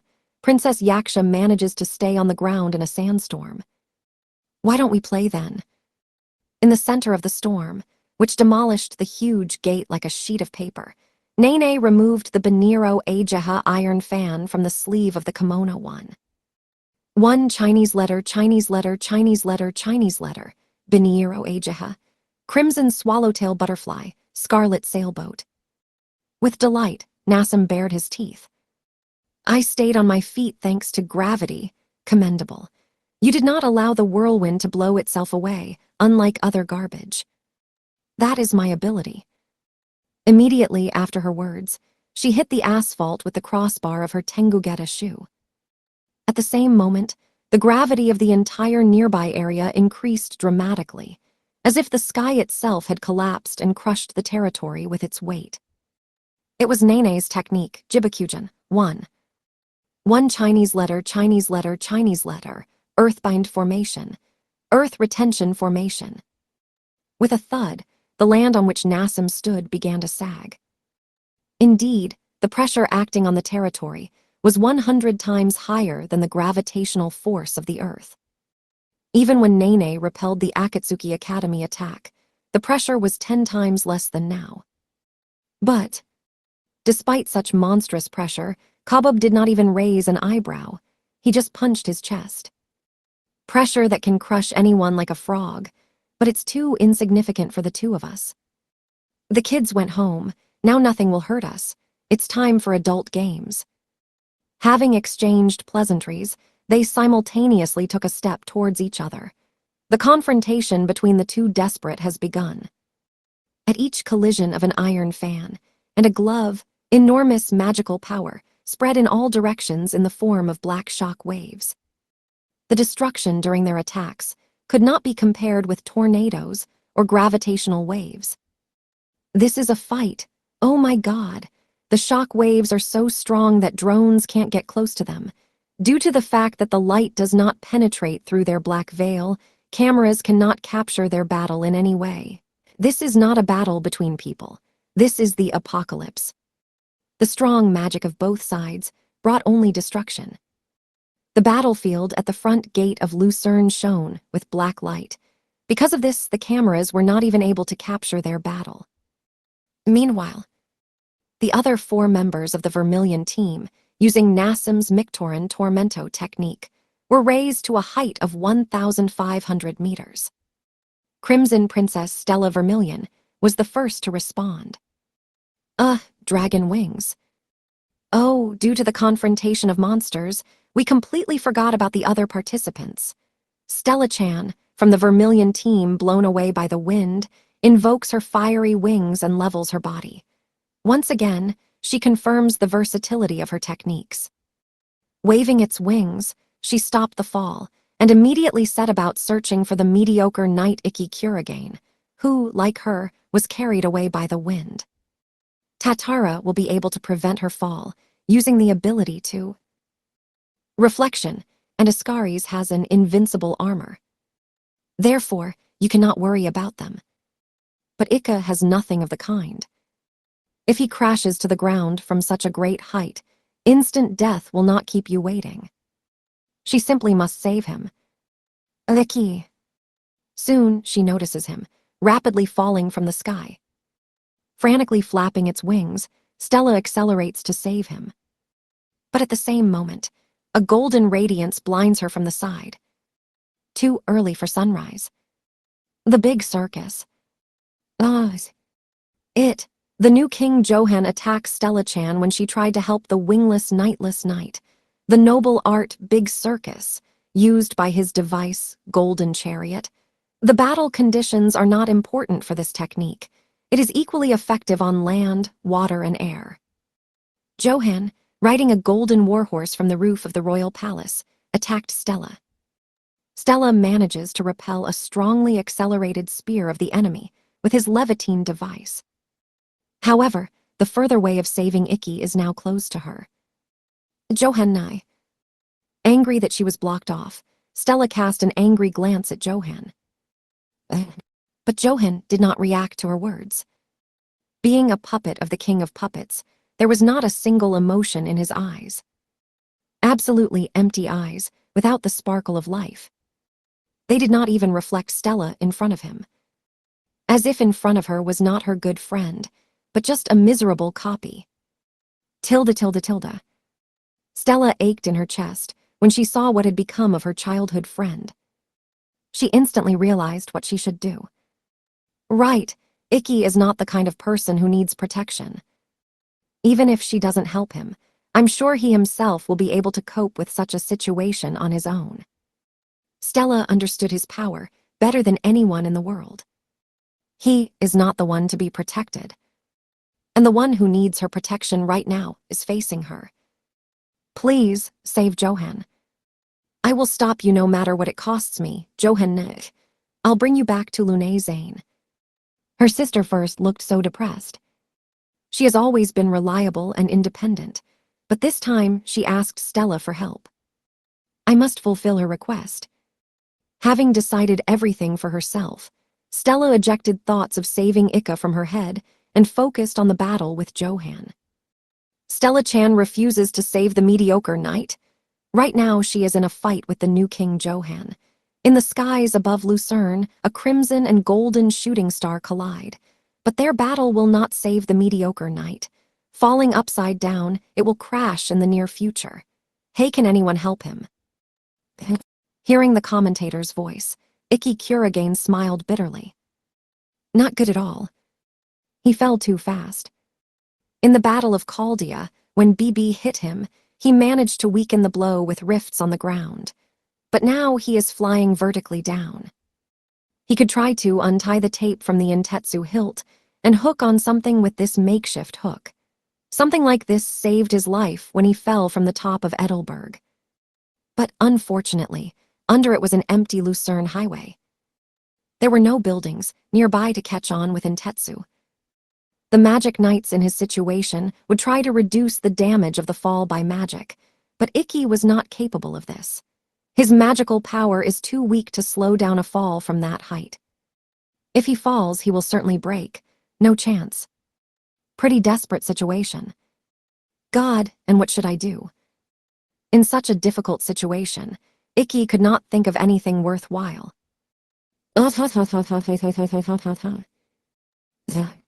Crashing a series of roadside buildings, a giant 300 meters high, jumped right to Ikki before it crashed to the ground.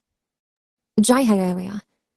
Screaming loudly, the giant spread its arms wide and slammed hard. Ooh, while the mediocre knight, without controlling his body, fell to the ground, BB, becoming huge, jumped onto the road and suddenly attacked. Like a mosquito slammed. No doubt the guy is dead. But the commentator hurried with his remark. After all, it was close. Luck seems to be on my side. And what the heck? The incompetent knight who was slammed like a mosquito had to turn into a bloody stain, but he is still alive. How is this possible? Right in the middle of his speech, the commentator saw that Ikki took off his jacket from his academy. The guy's plan immediately came to him. Brilliant. A jacket. The mediocre knight used a jacket made of special super strong fibers as a parachute. Right. At the moment when the BB suddenly appeared, Ikki took off his jacket and straightened it to at least slightly reduce the speed of the fall. These efforts helped him win a couple of seconds and avoid a direct blow from the enemy. In addition, maneuvering with his improvised parachute, Ikki landed safely in the palm of BB. What a cool, reckless decision. I can't even believe that he is just an F-rank knight. Gaariza. Left unattended, BB leaned forward and frantically waved his hand. However, it was he who turned out to be the savior of Ikki. Indeed, thanks to him, Ikki avoided a vertical fall and now just jumped at an angle from his palm. Looking up at the giant, propping up a crimson sky with his crown, Ikki prepared for a further confrontation. He is just a simple child, unaware that helps criminals. He remembered the story of the Black Knight Iris Ascaried. About Big Buddhas. Surprisingly, the giant is only 5 years old. After the Battle of Chaldea, Ikki was told that BB was abducted by a vicious terrorist group that modified his body to become their fighter. Later, the criminal forces of the uprising destroyed this criminal organization. They sheltered him at home. Because of this, the baby, whose life was distorted by the evil intentions of selfish adults, had no difference between good and evil. To be honest, I don't want to send my katana to him. Then at the Battle of Chaldea, I already took one eye from him. I don't want to hurt him anymore. So Ikki decided. And, with determination in his gaze, Ikki attacked BB's only eye. In response to such an attack, BB scaredly dismissed a sharp needle. Like a child who is disciplined to flog a belt. Although, he is indeed a child. And such intimidation could be successful. He did not want to deal with such an opponent seriously. Stop, stop. The bad guys have been lying to you all this time. Just go back to your normal form and come with me, okay? I promise I won't do you anything bad, honestly. Ikki promised, approaching BB. He tried to lend a helping hand to a child trapped in the bad guys. But, with a loud roar, BB attacked Ikki with huge fists. Beats too slow. For Ikki, there is no difficulty evading. However, Ikki was greatly surprised when fists flew in his direction. How was BB able to deal with his bullying? Ikki was not self-confident, but his intimidation should have been enough to control the child. What's happening? While Ikki stood puzzled in front of him, BB cried loudly and waved his hands. Orgol is my friend. Friend, I want to protect my friend. Ikki immediately realized his mistake. Clear, so this is how it is. I thought he was an ordinary child who did not suspect anything. Poor child used by everyone. But it is not. Naturally, it will continue to be used by everyone. After all, he remains a naive child. But now, BB was here of his own free will. Despite his fear, he continued to place friendship above all else. So everything is different. This child is capable of male stubbornness. Ikki will not be able to control his intimidation. Having decided everything for himself, Ikki again directed the tip of his katana to him. Well, let's decide everything in the men's battle. And that's what I want to tell you. If you do not learn how to choose friends, you will lose your last eye. Shortly before the clash between the mediocre knight and the BB, the Black Knight Iris Ascaried increased her fall speed, freeing up more magic, and landed on the ground earlier than any of her team. Having landed before everyone else, she ran through the city, painted in the crimson tones of sunset, to Ikki. She thought in the same way as Stella. He is the only one of their team who cannot land safely on the ground. Suddenly, Ascaris abruptly stopped. No, please help. She heard the voice of a girl praying for help. It is strange, because during the war, Lucerne was supposed to be closed to everyone except the participants.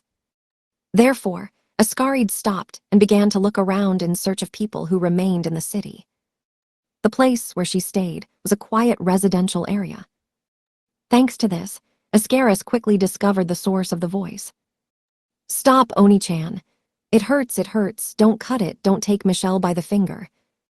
Michelle, it's not me. KGHH, I can't control my body. Before her were not people. A doll. Two felt dolls imitating a little boy and a girl. The boy's doll, holding cheap scissors in his hand, shredded a finger at the girl's doll. But these dolls were not the only sources of noise. No, I don't want to eat this, I don't want to I see nothing, my eyes, give me back my eyes. Mom. Why are you doing this, Iris-chan? A residential area, painted in the crimson colors of sunset. Dolls emerged from the void, appeared and immediately broke themselves. They pulled out their hands, cut their eyes, cut their bellies, pulling out the felt. Chatter.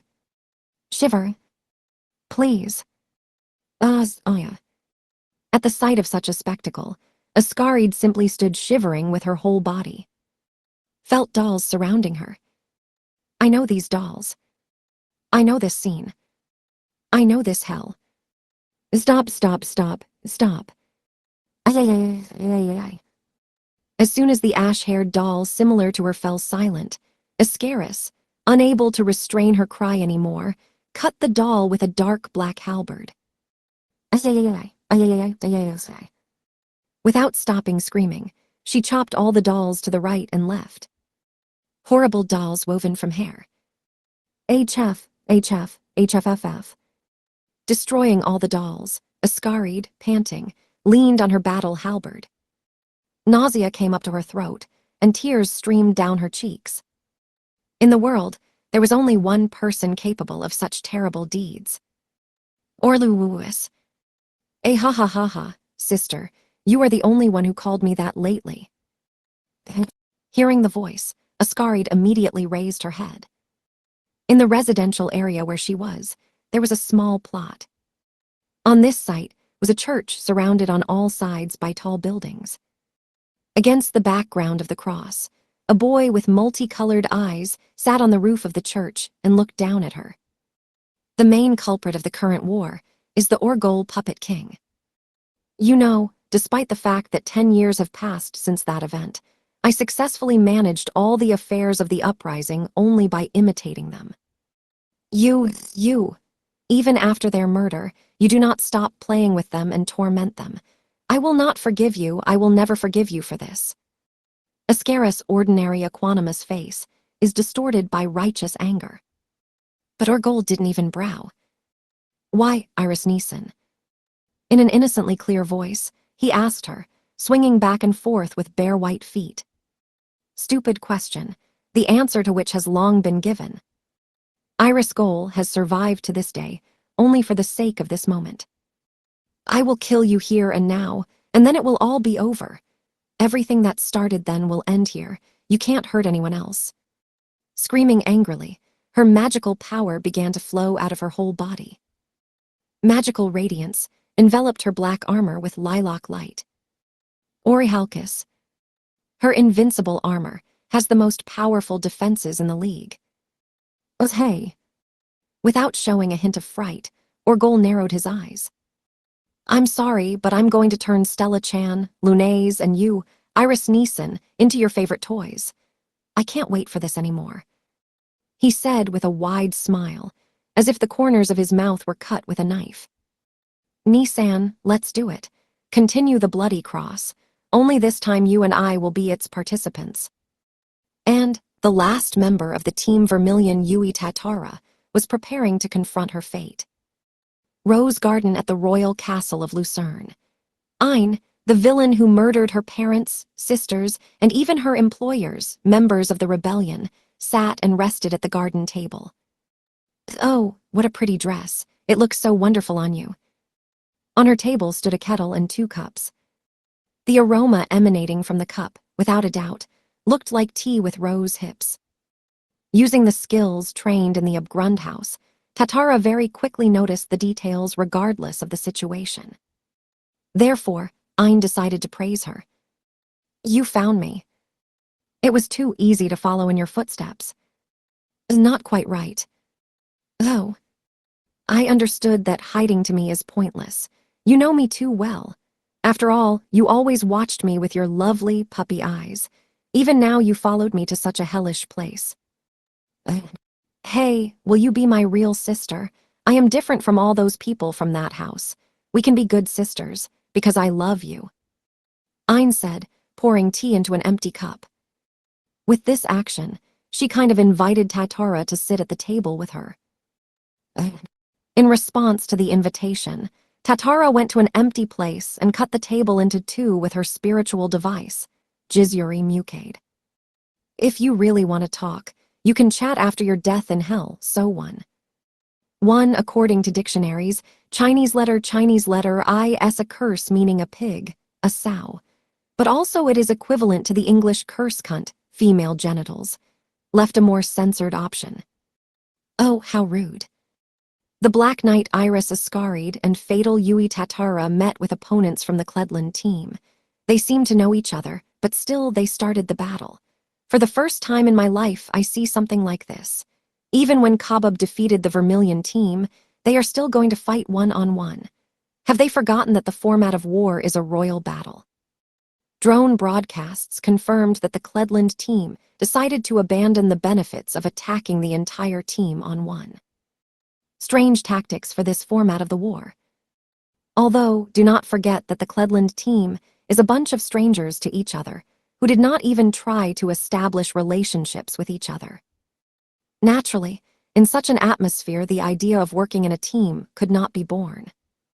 In any case, the war continues. Cledland and Vermilion. In which team will the first victims begin? Ah. The commentator's voice abruptly interrupted when he saw that the drones began to transmit a completely different picture.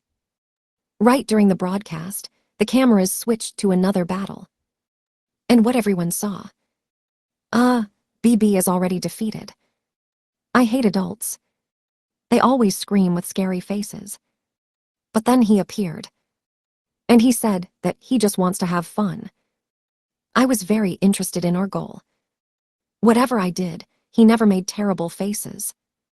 Not angry. And he always laughed with pleasure with me. We played together. Unlike those scary adults. He must be a child too.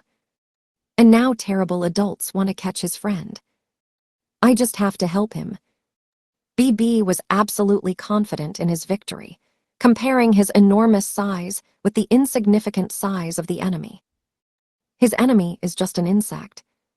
Last time, he was halfway to a full increase in the body, but a sudden sharp blow to the eye prevented him. But today, he had taken his full form in advance. If he punches the ground, he will also be able to take the enemy by surprise. And triumph over an enemy seeking to end his friend's life. Inspired, BB furiously hit the ground with his fist. Blow, another hit. He used all his brute power to smash the enemy. But, with each blow, the BB fuse faded. Shock and embarrassment were easy to read on his face. Why? The reason was before his eyes. The ruined road that he punched. An enemy with a straight face calmly stood on her. What, Karak? Inexplicable sight. He did not understand anything. Well, the enemy would run and dodge his fists. But no, he hardly moved and stood still. His fist must have crushed the enemy. But nothing worked. It's like a ghost in front of him. A fist passed right through him. What's happening? I have no idea, but something else needs to be done. Only one thought occurred to BB. Hey, goo, half-educate. BB decided to do. Kayaya. Big jump in place. But not easy. BB took a horizontal position in the air. A 300-meter giant press shook the ground. Now the enemy, obviously, will not be able to escape. The speed of small insect legs is not enough to escape.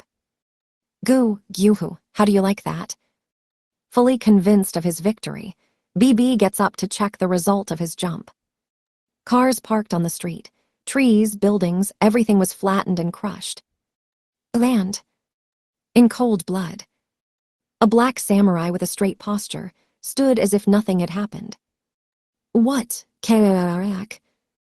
BB screamed, refusing to believe his eyes. I'm not doing anything special, BB. Your gigantism is without a doubt a very strong ability, but the more you increase yourself, the more benefits you lose. Ikki said, showing BB his palms. The human palm is full of recesses.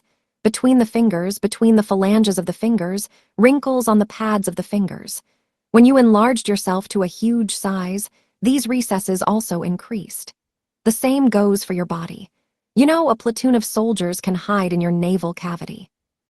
Therefore, if you want to be saved, you just need to use these recesses. And it was them that Ikki took advantage of. You know, but this is not the only drawback of gigantic growth. And, for the first time in this battle, Ikki, on his own initiative, set in motion. Thanks to numerous trainings, he quickly developed speed and ran. But not in the forehead. And around the BB. BB moved his head so as not to miss his quick movements, but too slowly. Your body weight, gravity, drag, which impedes your movements, these are all your fetters. I don't even need to increase my speed. Human weaknesses never change. Immediately after his words, Ikki slid behind BB and cut the back of his ankle. Achilles tendon. The tendon connecting the calf muscle to the heel. If you damage it, then you cannot stand. BB instantly fell to his knees. At that moment, Ikki continued his attacks. His next goal is the quadriceps tendon. Painfully, the quadriceps tendon connects many of the thigh muscles to the knee. Damage to such an important tendon is tantamount to impaired control of knee extension. The result was not long in coming. The body of the BB, having lost control of the knees, fell forward. But stretching out his arms in front of him, BB managed to prevent a complete fall of the body to the ground. Everything is over. And it does not matter that the BB prevented the complete fall of the body. After all, the real goal of Ikki is the temple. The thinnest part of the skull is already located within its reach. The first secret blade is the Saigaki. Using one of his secret techniques with the most outstanding attack power and penetrating ability, Ikki pierced the BB.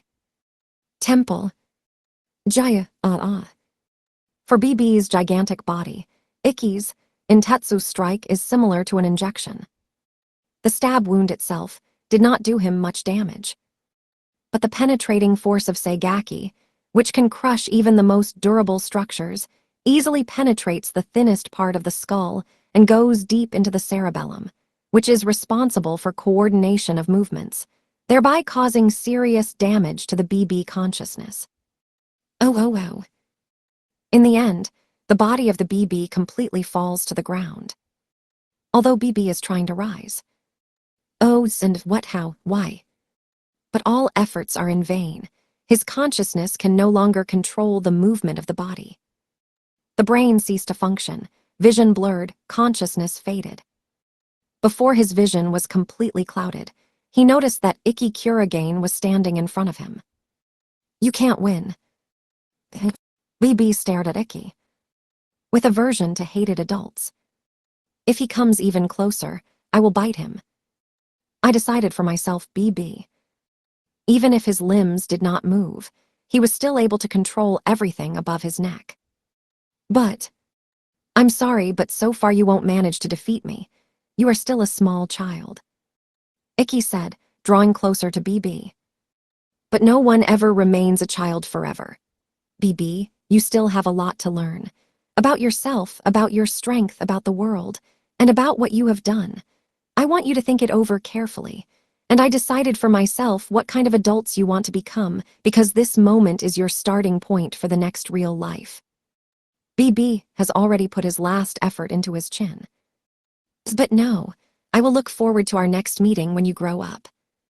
And BB suddenly froze. He noticed. Like a small pen touched his cheek. So warm. These gentle, warm, strong sensations were completely different from any past adult touches. This warmth, this is kindness. Take a look. What a big and healthy child. Yeah, he will grow up a tall, handsome guy, unlike you. I hear a happy voice. This voice is vaguely familiar to me. I can't remember who it is. But once upon a time, I already felt something like that. I was shrouded in the same warmth. Right. That was before the scary adults took me to a dark, cold place. When it was, who were those people? BB was desperately trying to remember, but his mind was dying out. Plunging into nostalgic heat, his magic dissipated and BB returned to its original size. I wonder if he has happy dreams. After all, his sleeping face was so peaceful. Fight in one goal. The incompetent knight of Ikki Kuragain, without using magic and strong kenjutsu, knocked the BB to the ground and launched an attack on the temple. Having defeated one of the representatives of Cledland, he did not suffer a single scratch. Bravo. Oh my God. Why did we watch it in replay? The commentator shouted in a breaking voice, rewinding the broadcast to see all the details of the Battle of Ikki. Vermilion's army, also watching the replay of the battle, praised Ikki. And indeed instant killing. I see. If then we had not got in the way under his feet, that battle would have ended faster. Don't say that, General. This man is terrible. I can't even compare it with myself. Instead of being frightened, he took advantage of the gigantic dimensions of the enemy for his own purposes. The larger the enemy, the wider and deeper the recesses and irregularities in his body. This is certainly true. When everyone thought that Icky slammed like a mosquito, he simply took and weighted all the attacks between the fingers of the enemy. In words it sounds simple, but could you in his place crank something like that? Keep calm when giant fists fly at you from heaven. The mere sight in his head made Tilmit tremble with his whole body. Why is he so fearless? Stella brought a real monster to our home. Meanwhile, Icky on the screen began to move. He ran along the main road, right to the center of Lucerne. He probably decided to help other members of his team. But the mediocre knight leaves the unconscious and reduced BB to the rescue squad of the League, who will fall next to his sword. I'm sure it excites you, but we didn't gather here today to admire the ass of the escaping bastard. Change the scene. Here, Cledland's sky. The conflict between the two members of the royal families reached its climax. The cameras switched and started showing the battle between Stella and Johann. New King Johann is one of the most mobile knights. His device, Golden Chariot, has a causal ability road, which allows you to move in any environment without any difficulties. Even without a fulcrum and a road, the Golden Chariot without any brakes will deliver it anywhere with lightning speed. What will the Crimson Princess do? As the commentator said, Johann had an advantage in the air battle. Stella has not yet fully mastered the ability of dragon wings, so it was not worth fully relying on them. But the difficulties did not end there. Under her feet, there was no solid support in the form of earth, so she could not attack the enemy with full force. Thanks to the ability to road, Johann could rush ahead, regardless of the path and the presence of the road. No obstacles could stand in his way. And Stella too. She cannot catch him and stop him. Stella will inevitably lag behind Johann's Golden Chariot, which moves freely across the boundless sky. There was only protection. However, if she tries to prevent Johann's attack and tries to counterattack him with the back of the blade of her sword, nothing will come of her. He will simply run further along his trajectory. Bad situation for Stella. I do not know how to attack him. But land. On Johann's 10th attack, fresh blood stained Stella. And it was not her blood. The source of blood was Johann, constantly attacking Stella. But the Leviathan has never touched it. Nevertheless, Johann's blood flowed from his cuffs directly onto his fingers, wetting the hilt of the spear. The answer was known to Stella. The first match of the 7-Star Sword Art Festival. Orgol also participated in this festival using the Ryzen Hurag puppet. It was this puppet in that match that seized control of Tsurui Mikoto's ice grin. King of Puppets, Orgol, possessed the ability to control people with the help of his threads, and to draw from them the maximum potential that people in the ordinary state were not capable of. You could even say that he forced them to use Ito Shura, completely ignoring the will of man. Without much effort, he overloaded their bodies and souls. And Johann is now in that position. Stella knew what he was capable of. But now, his abilities are too powerful. If this continues further, Johann's body will not survive. I do not have much time. Something needs to be done urgently. Leave everything to me, Lunane. I will definitely protect Johann and everyone else. That's right, I promised everyone. Therefore, it is time to act. And, oh, Crimson Princess, what is she trying to achieve with this? Stella-chan. Stella's parents, who also watched the live broadcast, were very surprised. What the hell did Stella do in the middle of the battlefield? Well, are you seriously trying to catch the Golden Chariot and stop the big circus with your bare hands? Crazy, this is too reckless. Everyone knows what will happen next. Only regret will be too late. Stella dispelled her device. Johann, ruled by the Puppet King, will not miss his chance. The big circus. The Golden Chariot flies like an arrow, straight to the defenseless target. A knight on a golden horse, holding his spear forward, raced across the sky in a straight path. The spear point was directed straight into Stella's heart. But Stella did not even think to summon her sword. She was ready to ward off the approaching spear with her bare hands. Impossible, recklessly. Not a single foot soldier could stop a direct cavalry attack. Johan's ability is road. His power will crush all obstacles in his path. With a causal ability, he is able to negate the power of Stella. But, irrelevant, you will not try, you will not know. Stella remembered. As faced with the youngest desperate on Edelberg, Tautfu Zayali. Stella was a strong fighter, everyone knew that. But the enemy, in ordinary battles under ordinary conditions, out of 10 battles, Stella would have lost 10 times. After all, the difference between her strength and the strength of the opponent was enormous. Stella admitted this fact without any questions. But still, she won that mortal battle. Because the desperate are able to redraw their fate of their own free will. In other words, whoever first takes the initiative and intervenes in fate will win. The power of fate, capable of crushing all the obstacles on the way. It sounds dangerous. I can stop you. After all, your power of fate, Johan Nye, is insignificant. Now you are not the same as before. You are just a simple, wooden doll controlled by evil power. Without will, without a sense of existence. Meanwhile, a knight on a golden horse without any hesitation attacked Stella. The golden chariot was aiming right at her heart. But I didn't get it. Stella's hands effortlessly grabbed the knight's spear and abandoned the attack. What? She stopped. The Crimson Princess stopped the golden chariot, which has a causal road ability that crushes everything in its path. And with your bare hands, what a force insubordinating to logic. Stella, clutching her spear more comfortably, pulled Johan out of the saddle of the golden horse. Before he fell from the sky, she grabbed his chest. Johan Nye, you got a message from Lunoane. Stella broke off for a moment, taking a deep breath. Fool, the next heir of the throng should be An. Example for the whole people, combination of teeth and patience. Without hesitation, her hand hit Johan on the cheek.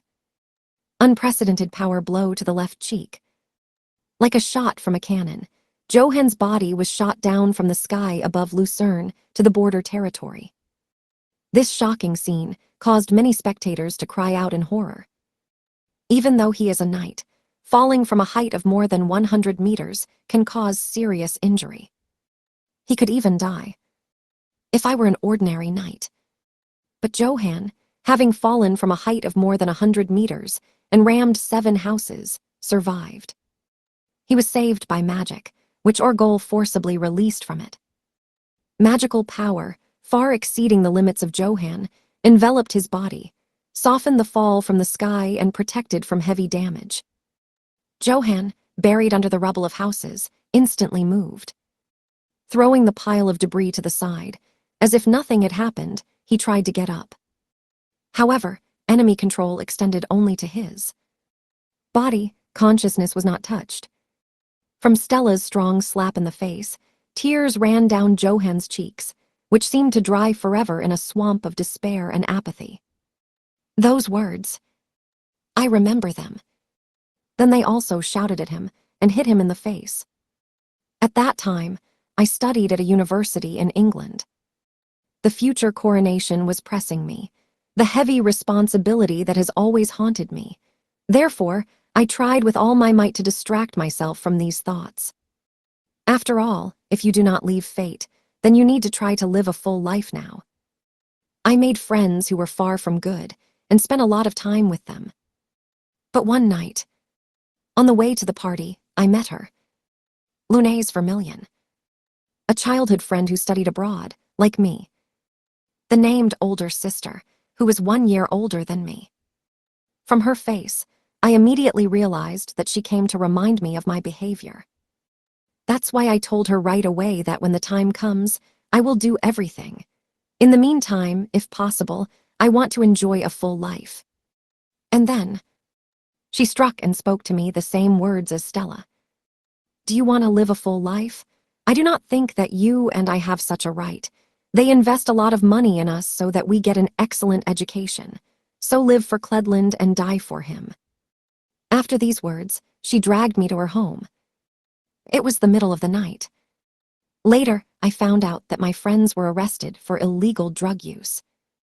If Lunais hadn't appeared and dragged me along, then I would have had big problems, even though I didn't use drugs.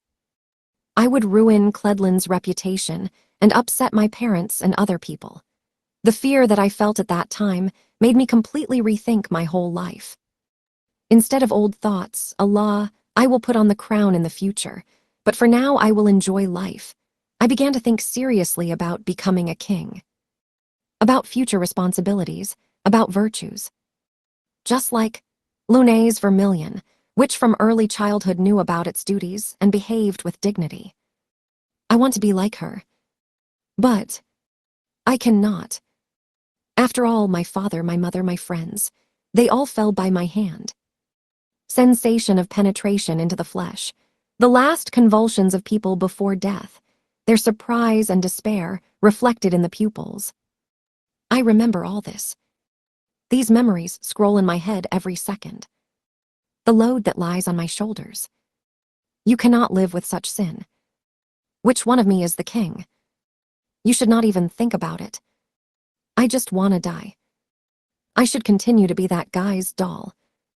And when Johan almost surrendered to the anger, flowing through the threads into his body. "No, I will not let you do this." And Johan, throwing all the debris off, rose to his feet. Before his eyes, she stood with her back to the setting crimson sun. First princess of the Vermilion Empire, Lunais Vermilion.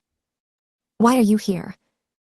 After all, Lucerne is now a battlefield.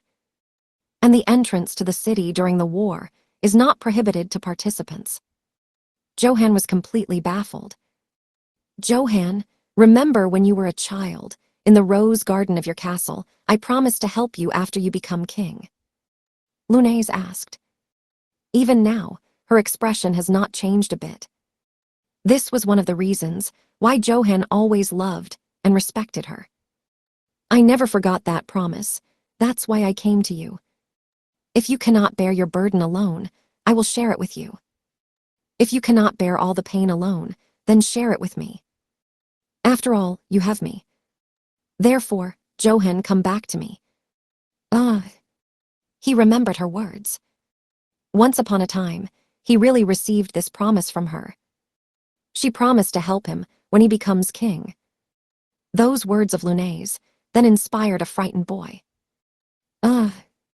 Suddenly, goosebumps ran through Johan's body. Chills like icy water passed through his blood vessels. He knew that feeling. Stop. The anger of the Orgol puppet king penetrated his body. It spread with blood to all parts of the body, into every cell, enslaving him. Slowly, his hand holding the golden chariot rose. The goal was Lunais. Please stop.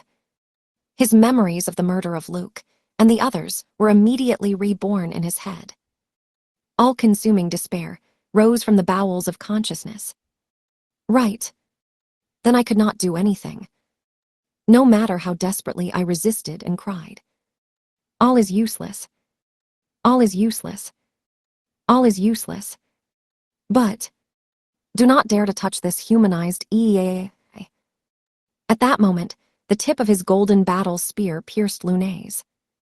Her slender body was pierced through him. Instantly, a huge amount of blood spilled onto a pile of debris. But, arg. All this blood did not belong to Lunais. Her source was Johan. Though Lunais's stomach was pierced through with his spear, Johan at the last second was able to escape from the control of the king of puppets. He forcibly pulled out all the threads that penetrated deeply into his body and soul. Before the golden chariot pierced Lunais's stomach and killed her, he switched his device to an illusory form. But the price of all this is high. All his flesh was torn. Due to significant damage to internal organs and the brain, blood flowed from his ears, eyes and other openings in streams. Moreover, Lunais should not have been in order either. The fact that the device in an illusory form does not cause damage to the body is great, but no one canceled the pain. It is hard to imagine the pain of piercing with a thick, massive war spear. Pain breaking over the spine, followed by the release of a spear from the back. It is not surprising if she instantly faints from pain shock. But, despite the fact that sweat rolled down in a hail from her forehead, she, without changing her expression, silently endured everything. The pain from the attack of the device in an illusory form is a kind of powerful hypnosis that directly affects the mind and soul. If you show a strong will and determination, you can remain conscious. This is exactly what Lunais did. It was important for her to return her beloved childhood friend. She did not want him to destroy himself further. Therefore, Lunais came into motion, not worrying about the nightly spear that still pierced her body. She pulled back slightly to get rid of him, and immediately rushed to Johan. "Welcome back, Johan." Lunais neatly acquired the seriously wounded Johan. "I couldn't protect anyone, no one." Johan's body, wet with blood, trembled a little. He did so much evil while he was under the control of that devil. Obviously, he will continue to blame himself. But Lunais understood. What his words, that he did not protect anyone and did nothing, is a lie. After all, why are you saying that? You protected and saved me. I stayed alive. Now calm down. Everything will be fine. Stella will give you back Cledland, be sure of that. But, as king, you must restore everything, understand? You will succeed. We will do our best together. From now on, I will always support you. Words that she will support him. Feelings embedded in them. Together with the wounds and heavy blood loss, Johan's consciousness could not stand it. His mind began to fade. The body, which had lost strength, leaned on Lunais. The girl stood motionless and continued to hug him tightly until the League rescue team arrives at them. She would never let his body out of her hands. A series of events that led to the defeat of Johan very much puzzled the commentator. What does all this mean? Is this some kind of joke? First, a strong slap in the face of Stella-chan blows Johan to the other end of the city. After suddenly Lunais appears and receives a direct blow from Johan with a spear. But she didn't shed blood, which is akin to a miracle. But instead, Johan sheds blood instead of her. How? Has Stella-chan mastered the legendary deadly art of Hokuto Shinken-one? One link to the Hokuto no Ken manga, Fist of the North Star. Boomer could not cope with his shock. The whole world knew that Johan was the leader of a coup in his kingdom, but the fact that the puppet king is manipulating him is hidden. Only a handful of interested people were in the know. If the real truth about the current war was presented to everyone, it would be impossible to avoid all the slander and rumors due to the fact that the terrorists are still not neutralized.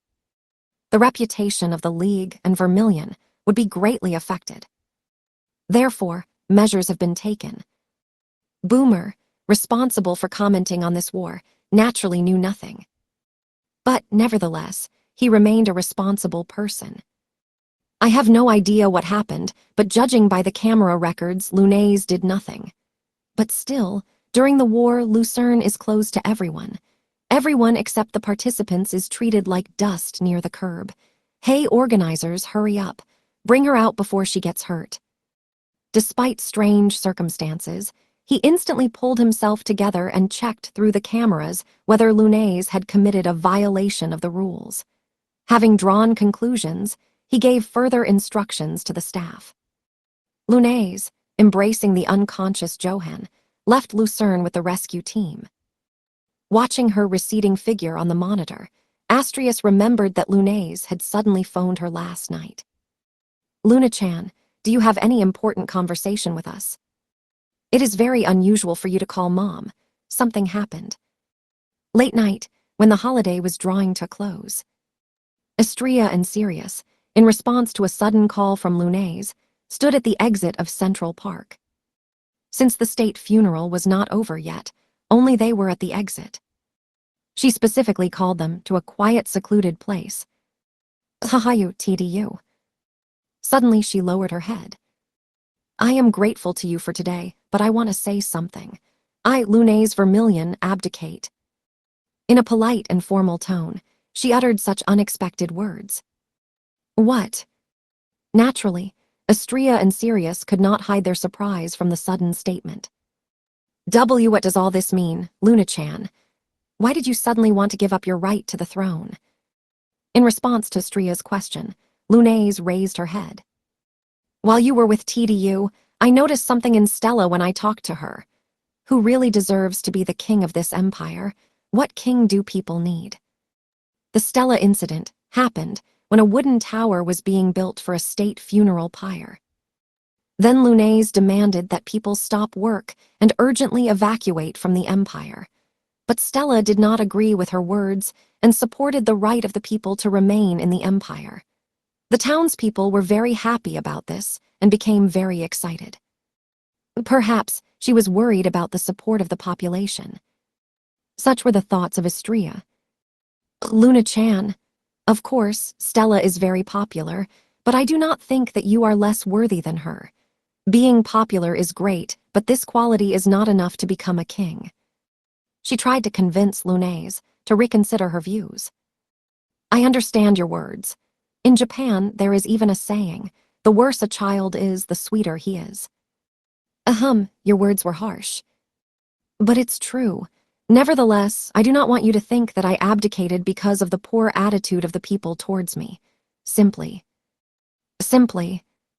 I saw how the people of Vermilion unite in the struggle for the survival of the nation. Then I thought that I was also born and raised in this empire, and I really like this kind of Vermilion. Luna-chan. Lunae's words left Astria speechless. After all, Lunae's is not the person who puts his emotions above reason. She has always been a serious and responsible person. Therefore, Astri did not want to accept her renunciation of the throne. She was absolutely sure that for Vermilion, there is no better king than Lunae's. It is not known because of the culture or form of government of Sirius that people in this country are so unreasonable. Their refusal to evacuate in the plight of the empire is not logical. That is why a cold-blooded and rational Lunae's must ascend to the throne in order to fill the missing qualities of Vermilion. We need to stop Lunae's, so Astria believed. But that was to be expected, right? Sirius, all the while silently listening to Lunae's, opened his mouth. The reason you can't stay in this empire is Johan, right? Lunae's immediately wanted to object, but her words stuck in her throat. Perhaps she wanted to lie. But this lie could not come out with her voice. Instead, she voiced her true feelings that overwhelmed her. I want to be with Johan. Luna-chan. I want to be around when he suffers the most. Even now, I want to break loose and run to him. I understand that the first princess must live and die for her empire, but I can no longer control myself. Then go. And, Dad. Unexpected words. Asteria and Lunae's, opening their eyes wide, stared at Sirius together. They did not understand his reaction to the words of Lunae's. After all, until now he was seriously opposed to the engagement of Stella. In the silence that arose, Sirius sighed heavily. The moon, you take everything too seriously. Live for this empire and die for it. Do you really think that this is the duty of the royal family? Our people do not want this. They want you and Stella to always smile, like me. Immediately after his words, he went to the stunned Lunae's, put his hand on her head and stroked her hair. His action could even be called rude. But, go Moon, do what you want, do what you must. TDO. A moment later, Lunae's literally jumped on Sirius' chest. Thank you for taking care of me until today. I love you, TDU. After this conversation, Lunae's left Vermilion after Stella and the others. She was going to save Johan with her own hands. Right, besides her feelings, she did not have any abilities to fight. Her actions can be called reckless, But Lunase did not back down. Still, Luna-chan is a real woman of vermilion, thought Astria. She always thought Lunase was like her, but no doubt it was not. As in Sirius and in Stella, hot fiery blood flows inside it. I'm so glad, Dad. Lunase was able to save Johan by the heat of her blood. Astria looked carefully at Sirius, who was standing next to her. She wanted to share joy with him for the fruits of yesterday's conversation. Why rejoice? Now I will be lonely, I can hardly restrain crying. Sirius said, grimacing with displeasure. Then you shouldn't have let her go, right? Or did you allow the moon to abandon the throne because you succumbed to the general mood? And here it is. I remember how from childhood Lunase worked hard to become a worthy ruler in the future. But yesterday, she resolutely abandoned the throne. How could I forbid her after all this? Sirius said with a sigh. Mumbling to himself, he complained. As they say, if you love, let go, right? Glancing at the sad, unhappy figure of her beloved, Astria gently took Sirius by the hand. Don't worry, Dad. She said she loves you. Ah, I'm so glad. Stella, who was watching Lunase and Johan, sighed in relief. When Lunase informed her that she would stop Johan, Stella was opposed. But Lunase did not back down. No need to feel sorry for me. An important person is waiting for my help. I can't continue to be a weak princess, especially since I'm your older sister. And she saved Johan, without relying on any abilities. Luna-Ain is awesome. I don't think that I will ever be able to surpass her. Stella continued to watch Lunase, and Johanna lead the rescue team. But my time has come to act. Lips tightened, she summoned her dragon wings.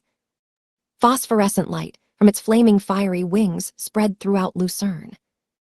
Phosphorescence is a special type of Stella magic. Thanks to this magic, Stella is able to observe the whole city. Found it. A magic thread, thinner than a web, enveloped all of Lucerne. The whole kingdom of Cledland has become a kind of spider den. And in the center of this giant web, he was without a doubt. Johan's sufferings, numerous killings of people, I will never forgive you for this. Calling the Levitine, she took off. Her sword was directed towards the enemy.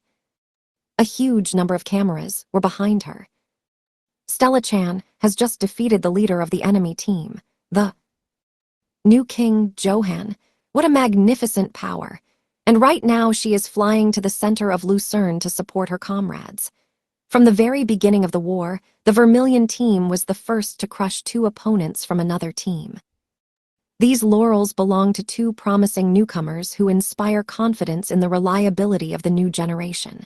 Current state of power, 5 against 3. It seems that the enemies needed to think more seriously about team combat. And what about the other participants? Let's go back to the rose garden of the royal palace. Instantly, the cameras switched to another picture. What happened in the rose garden caused the talkative commentator to be speechless. Chapter 17. A hulking killer when Ikki and Stella fought with their opponents. At the Sedland Royal Palace Rose Garden, the battle was in full swing. The hulking killer, Tatara Yui against Dirty Rose Ein. Are you really going to fight me, Veer? Without a doubt, Abgrun's reputation at home is tainted. You have to pay for it with your own head. I don't understand. What did you find in that place? You don't have to understand this. Contemptuously spitting on the floor, Tatara spread the garden table into 2 parts with her device. Come, Jizuri Mukade. Pulling the starter cord with force, she started the engine of her chainsaw device. Raising the growling chainsaw high up, she pointed it at Ein's head, who continued to sit quietly in the garden chair. Asabaru Konko, 1. 1 Japanese letter, Chinese letter, Japanese letter, Chinese letter, Chinese letter, Chinese letter. Chirping tulip.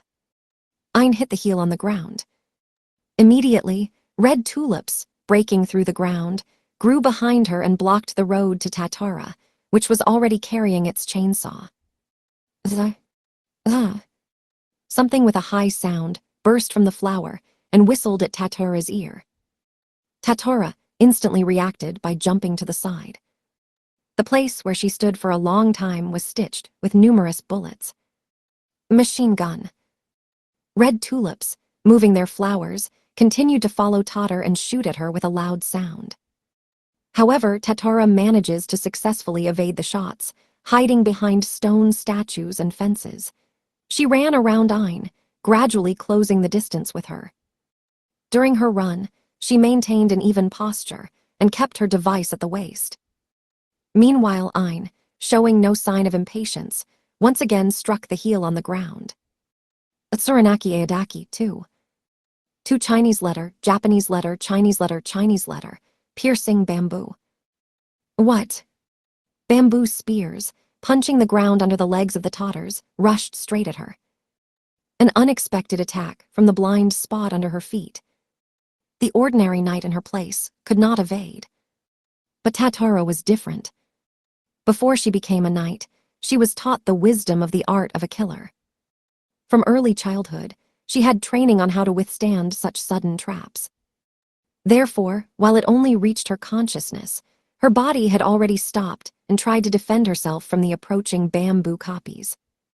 Without making sudden movements, she literally slipped between the pointed ends of the bamboo. Without suffering any wounds, bamboo spears only slightly cut clothes and scratched the skin. However, the enemy she was fighting against was also a killer and went through the exact same training as she did. Ain had to understand that such an attack would not be able to eliminate the killer from Abgrun's house. So her goal was different. Caught. Her plan was already perfectly visible to Tatara. Bamboo spears aimed at the sky surrounded Tatara from all sides, creating an impromptu cage that fettered her movements. Do not miss your chance. Shooting. Numerous muzzle flashes burst from the flowers, and a machine gun burst of bullet seeds flew towards Tatara. She will not be able to escape from the cage of green bamboo. There was only one thing left. A full reflection. One of Tatara's strongest abilities. Waiting for the bullet seeds to fly closer to her, she constantly activated her reflection ability. The hail of bullets instantly bounced off her in all directions. Bullet seeds, ricocheted from Tatara, smashed a cage of green bamboo into chips. In addition to the cage, bullet seeds flew off into red tulips, completely holes them. Oh. Tatara managed to nullify the enemy attack. With a huge leap, she shortened her distance from Ain. The glitter of metal and the blade of her chainsaw cut off Ain's left hand, which had been clenching her fists all the time because of the Tsuranaki Aodaki technique. However, she was the best killer of Abgrun's house. Not upset that she cut off her left hand. Agui of Haterigus 3. 3 Chinese letter, Chinese letter, Japanese letter, Chinese letter, Chinese letter, Japanese letter, Chinese letter. Glutton Venus flytrap. Flicking her fingers with her remaining right hand, she activated a trap that had been waiting for her signal all the time. Where Ain was standing, a new flower appeared out of the ground. A flycatcher with sharp spikes inside was large enough to swallow a person. Terrible flower that could not be so easily cut. Like a powerful alligator, she was able to capture and kill prey in the blink of an eye. A plant that turns a person into minced meat and eats it later on.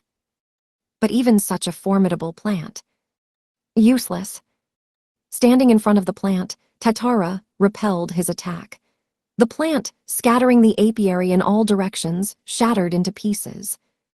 However, all this time Ain did not stand still. She ran back to where they would not touch her for some time, thereby reducing the degree of heat of the battle. Hee. Awesome battle, isn't it? I still can't believe that the crybaby Veer could rob me of my hand. I even became a little happier from the thought that the young generation had grown so fast. Ain praised Tatara's attack, stroking her left arm, which had been absent from the middle of the forearm. As easy as pie. I cut off your hand and you only scratched me. Everyone understands who dominates this battle. My next goal is your head.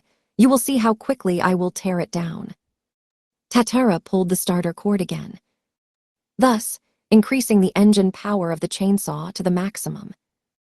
Enraging herself, she was absolutely ready for the next attack. But on the other hand, Ein. Oh gods, I wonder if you can do it. A smile never left her face. I can't lose to the enemy in front of me. How annoying. What are you up to? Tatura screamed, falling to Ein. More precisely, she wanted to attack her, but stopped in time. After all, from the stump of Ein's left hand, spraying blood in all directions, a bloody vine with sharp spikes sprouted, stirring like a snake. The vine grew and grew, turning into a spiky carpet under Ein's feet. In the end, he reached the legs of Tatura. Slowly, Tatura began to back away, not taking her eyes off Ein. But the vines, not ceasing to grow, slowly but surely continued to pursue her. Tatura frantically began to cut the prickly ivy vines, reaching for her. Hey you, stop dumbing. Do not play with me, fight in all seriousness. Tatura screamed at the enemy's too slow and weak attacks. But, I can't fight you otherwise, Veer. And, it's true, I will have problems if I fight head-to-head with you. Ein was fully aware of her strength. Veer, your ability to reflection is certainly very powerful, but still you are not able to constantly use it. After all, the reserves of magic power of knights are limited. Therefore, applying your acutely trained reflexes, you activate the reflection only at the last moment of striking you. But all this is useless if you are constantly under the pressure of my slow attacks. Oh, you. Ein is absolutely right. This really was Totter's weak point. Her reflection is vulnerable against the slowly creeping vines of Ein. She cannot read the power or speed of their attacks. Because of this, the selection of time for reflection is not possible.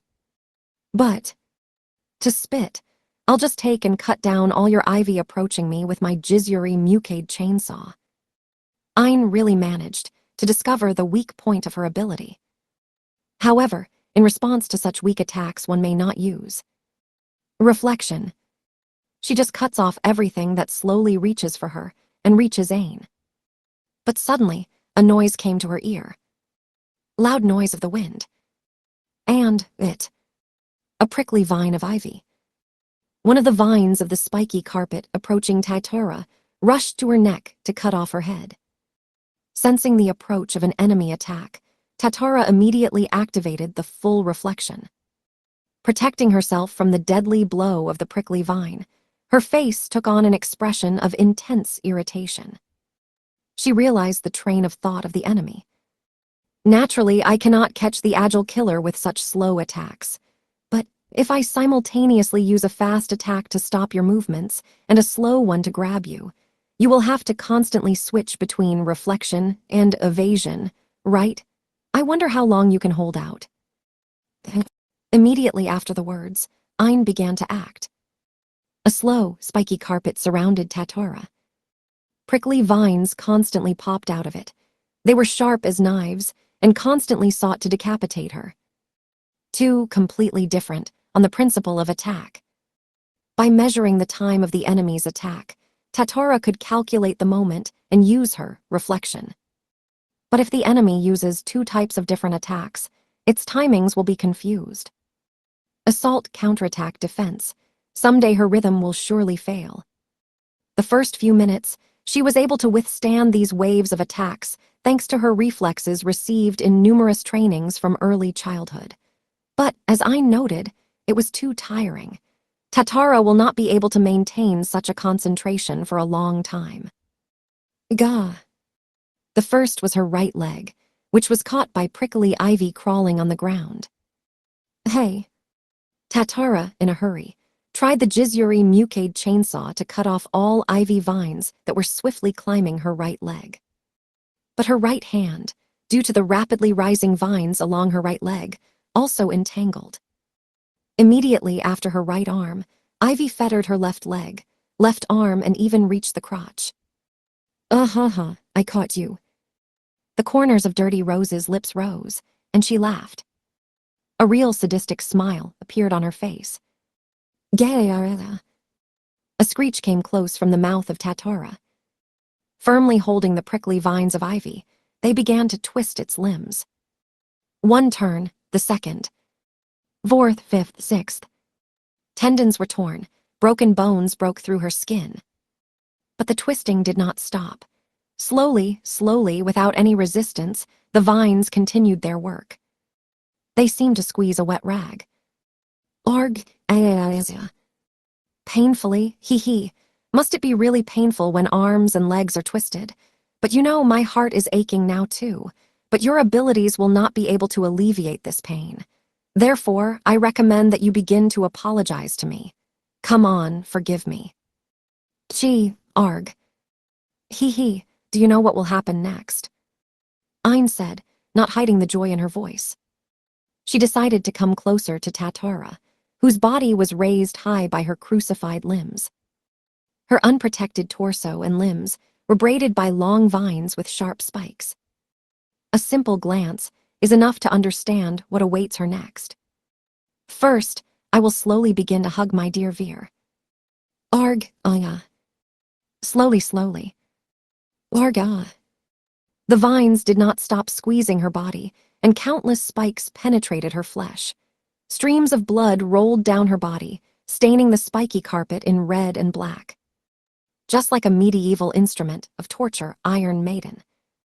Tatara repeatedly tried to apply reflection and escape, but it was all useless. The grasp of the vines became weaker, only for a moment. But then the spikes began to pierce her body with renewed vigor.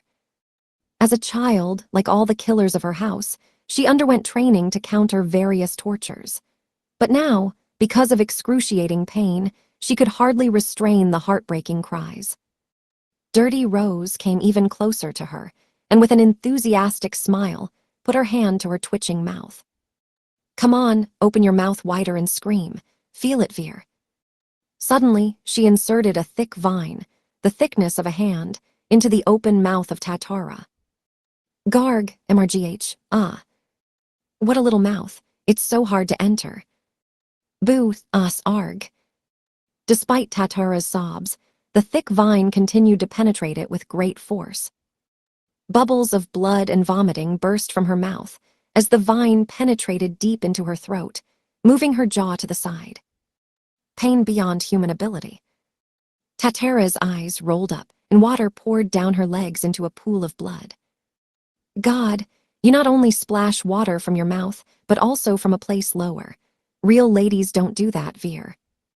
Ick. Tatara tried to beg her to stop. But the enemy before her is not the man who just listens to her.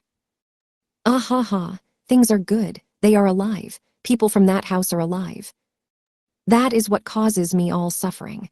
I will not stop playing with you, Veer. Let's take a look at your other mouth. Ain lifted the skirt of her dress and touched her crotch with her hand. But, hey you. The cameras, which broadcast Live the Battle between Stella and Johan, switched to their battle. Ain looked impatiently into her drone's camera. Is something wrong, camera-san? I have a fight now. Fayak, what the hell is going on here? What does this sadist do? It all looks awful. I don't want to watch.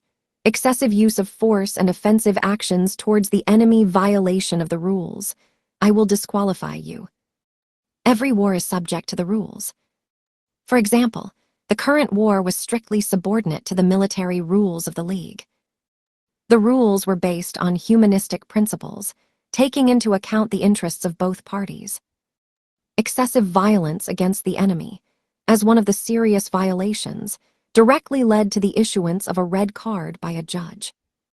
In this case, commentator Boomer was the main person responsible for the war. But Ain, hearing his words, sighed in an amused manner. Oh, I understand where you are going, but all this is a misunderstanding, Camera-san. What? Are you familiar with the abilities of the participants? For example, one of the main abilities of this child is reflection. She can repel any strong blow back to the opponent.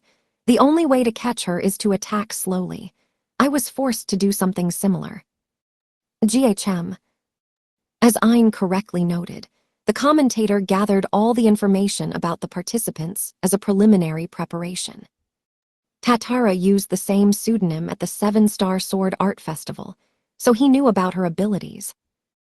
Therefore, such attacks on Tatara are inevitable due to its specific abilities. But, even for her, it's too much. Boomer, who had extensive experience commenting on underground games behind his back, admitted. 2 cruel spectacle broadcast cameras. Tatara, tied with prickly vines of ivy, looked very pathetic.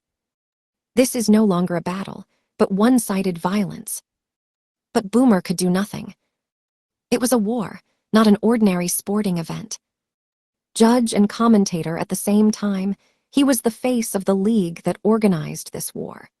If he decides the outcome of their battle at will, he does not give a damn about the regulations. This can undermine the league's reputation and start rumors about their arbitrariness. In a verbal battle, victory unconditionally went to Ayn. You should not worry. If Veer decides to surrender, I will stop attacking her. By the way, why don't we ask her? Turning away from the camera, she looked at the mortally mutilated Tatara. Veer, you heard everything. If you give up, I will stop the violence on my part. Just give up and swear to be my sister. I won't do anything bad to you anymore and even allow you to remain that boring killer, although I still don't know why you cling to Abgrun's house so much. I love my sister, who always followed me like a faithful puppy. Well, what's your answer, Veer? Pushing her to answer, Ayn sharply pulled a thick vine of ivy from Tatara's throat. Agar ba. As soon as a foreign object was pulled out of her throat, a huge amount of blood and digestive juices poured a muddy stream onto the ground. Due to vomiting and coughing, Tatara could not speak for some time. And only when the vomit completely subsided. Gg, ha ha ha ha. Tatara poured out a mocking laugh, shaking her broken limbs. To such a strange reaction, Ayn raised her eyebrows in surprise. What's so funny?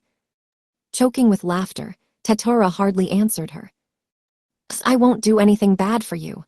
You, naive, think that the battle goes according to your scenario. I wonder what you will do if suddenly the attacks hit you. While she spoke, Tatara activated the technique. A reflection of fate. And immediately, the deafening sound of broken glass was heard throughout the rose garden. Fresh blood spurted from all parts of Ayn's body, as if someone had burst a ball of water. What just happened, Eduuo? The hulking Tatara somehow managed to activate the blade technique and inflict terrible wounds on Ayn. No, there is something else. Oh, really? Watching the battle in the courtyard broadcast by the drones, he realized what really happened. Indeed, apart from the wounds of Ayn, something else incredible happened. Namely, healed, the body of Tatara, previously similar to torn rags, was completely healed. All wounds have disappeared. I could be wrong, but this is her technique of reflection. She returned all the damage received back to the enemy. And there is. You so easily understood what I did. Tatara was impressed by the insight of an A-League commentator. Indeed, that mysterious event that happened a couple of seconds ago was exactly what he said. So that really was a reflection. True, I am able to use a causal technique and reflect all the damage received in battle back to the enemy. This is my trump card. Reflection of fate. A technique that is an improved version of full reflection. And it was she who helped successfully make Tatara against the Crimson Lady when the Akatsuki Academy attacked the Hagun Academy. Crimson Lady Kanata Tadokubara had the ability to spray invisible blades in the air. When inhaled, they inflicted chopping blows inside the enemy's body and outside. It's hard to fight an opponent who owns such a powerful technique. But nevertheless, even such an ability was useless before the reflection of fate. Tatara simply returned all the damage back to Kanate. This causal reflection is one level above the physical phenomenon. No matter how good you are in counterattack or defense, you can't avoid the return of damage. There was another important advantage to this terrifying ability. When all the huge damage returned back to the enemy, she was completely healed of all wounds. There was not a single scratch on her body. The perfect combination of attack and defense. However, against that gorilla who knocked me out with one blow, then I couldn't do anything. That defeat made me seriously think about the correct use of this technique. In our battle, I intentionally suffered all the damage from you in order to accumulate more and return back, deciding the outcome of the battle with one blow.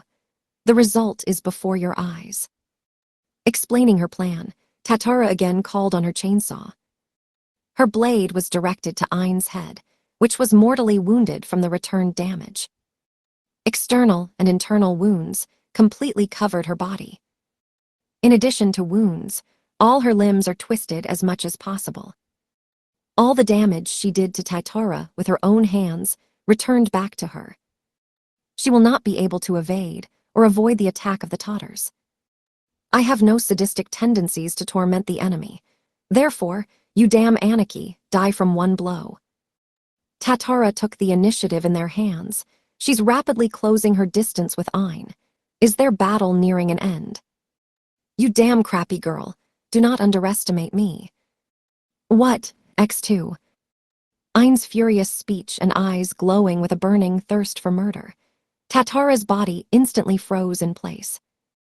After all, the further development of events greatly struck her. It's time for hell, Astaroth 1. One Japanese letter, Japanese letter, Japanese letter, Japanese letter, Japanese letter, Japanese letter. Yggdrasil, the world tree, which is the tree of life.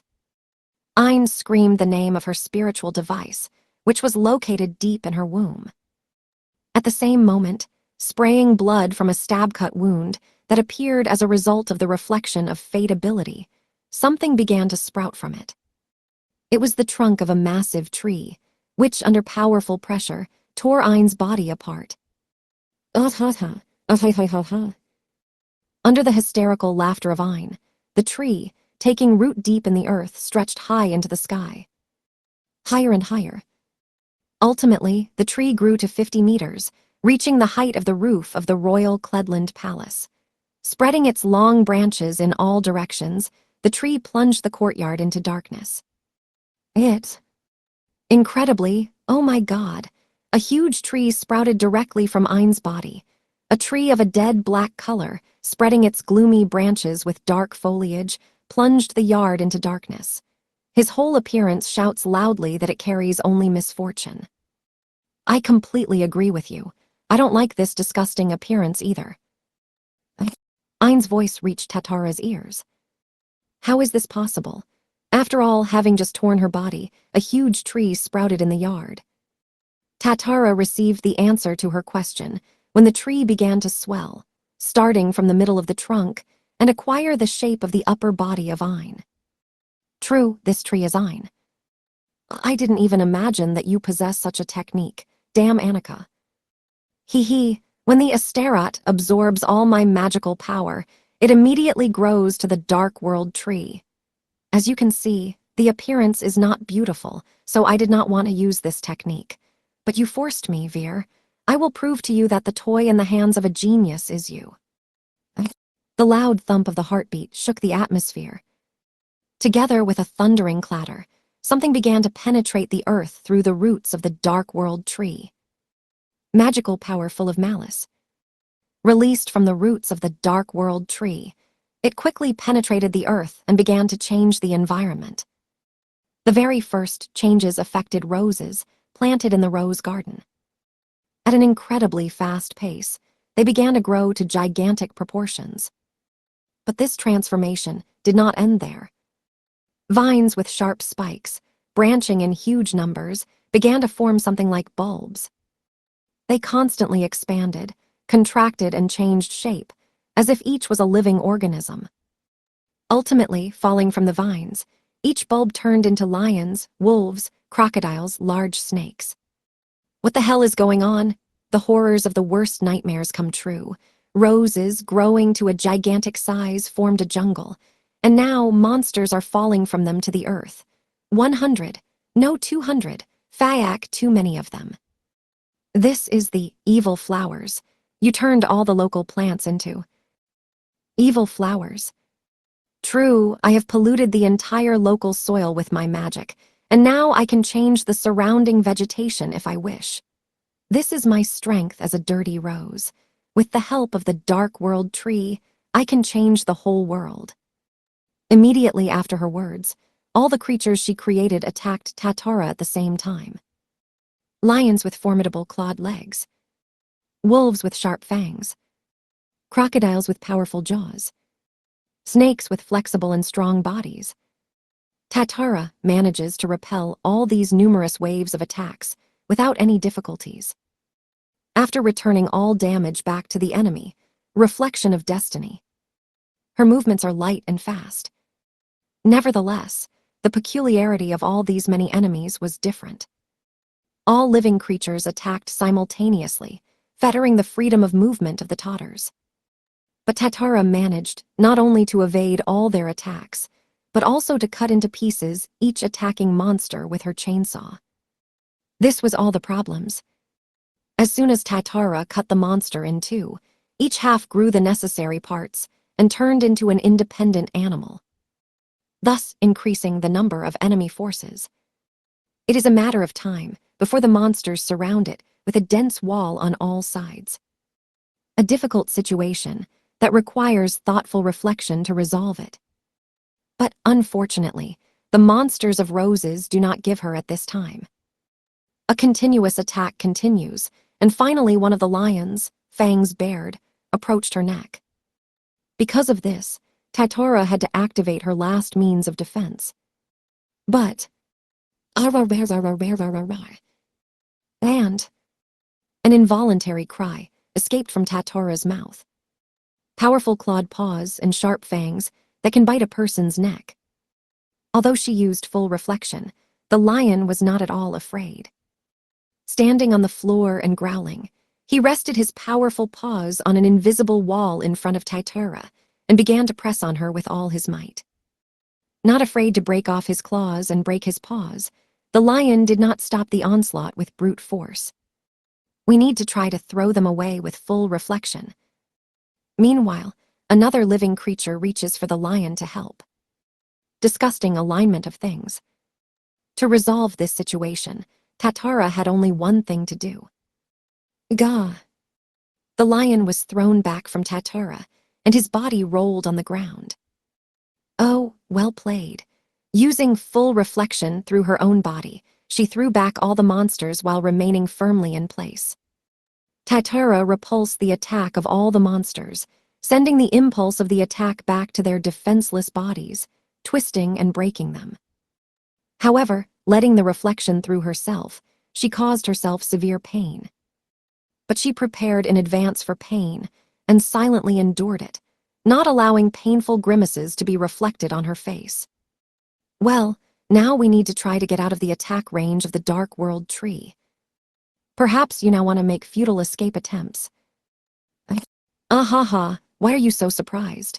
Your ordinary thoughts are very easy to read. What? Ein's loud laugh came immediately as Tatara tried to escape from the courtyard of the palace. Enormous roses sprouted on its escape route and blocked the road with a barbed hedge. But this did not end there. Bulbs quickly formed on the prickly hedges, and buds began to bloom. The buds hurriedly fell to the ground, turning into colorful tulips. Asabaru Konko. Awareness of enemy technology was somewhat belated. A high-pitched sound was already breaking the atmosphere. Numerous blinding flashes, like a tsunami of light, burned her eyes.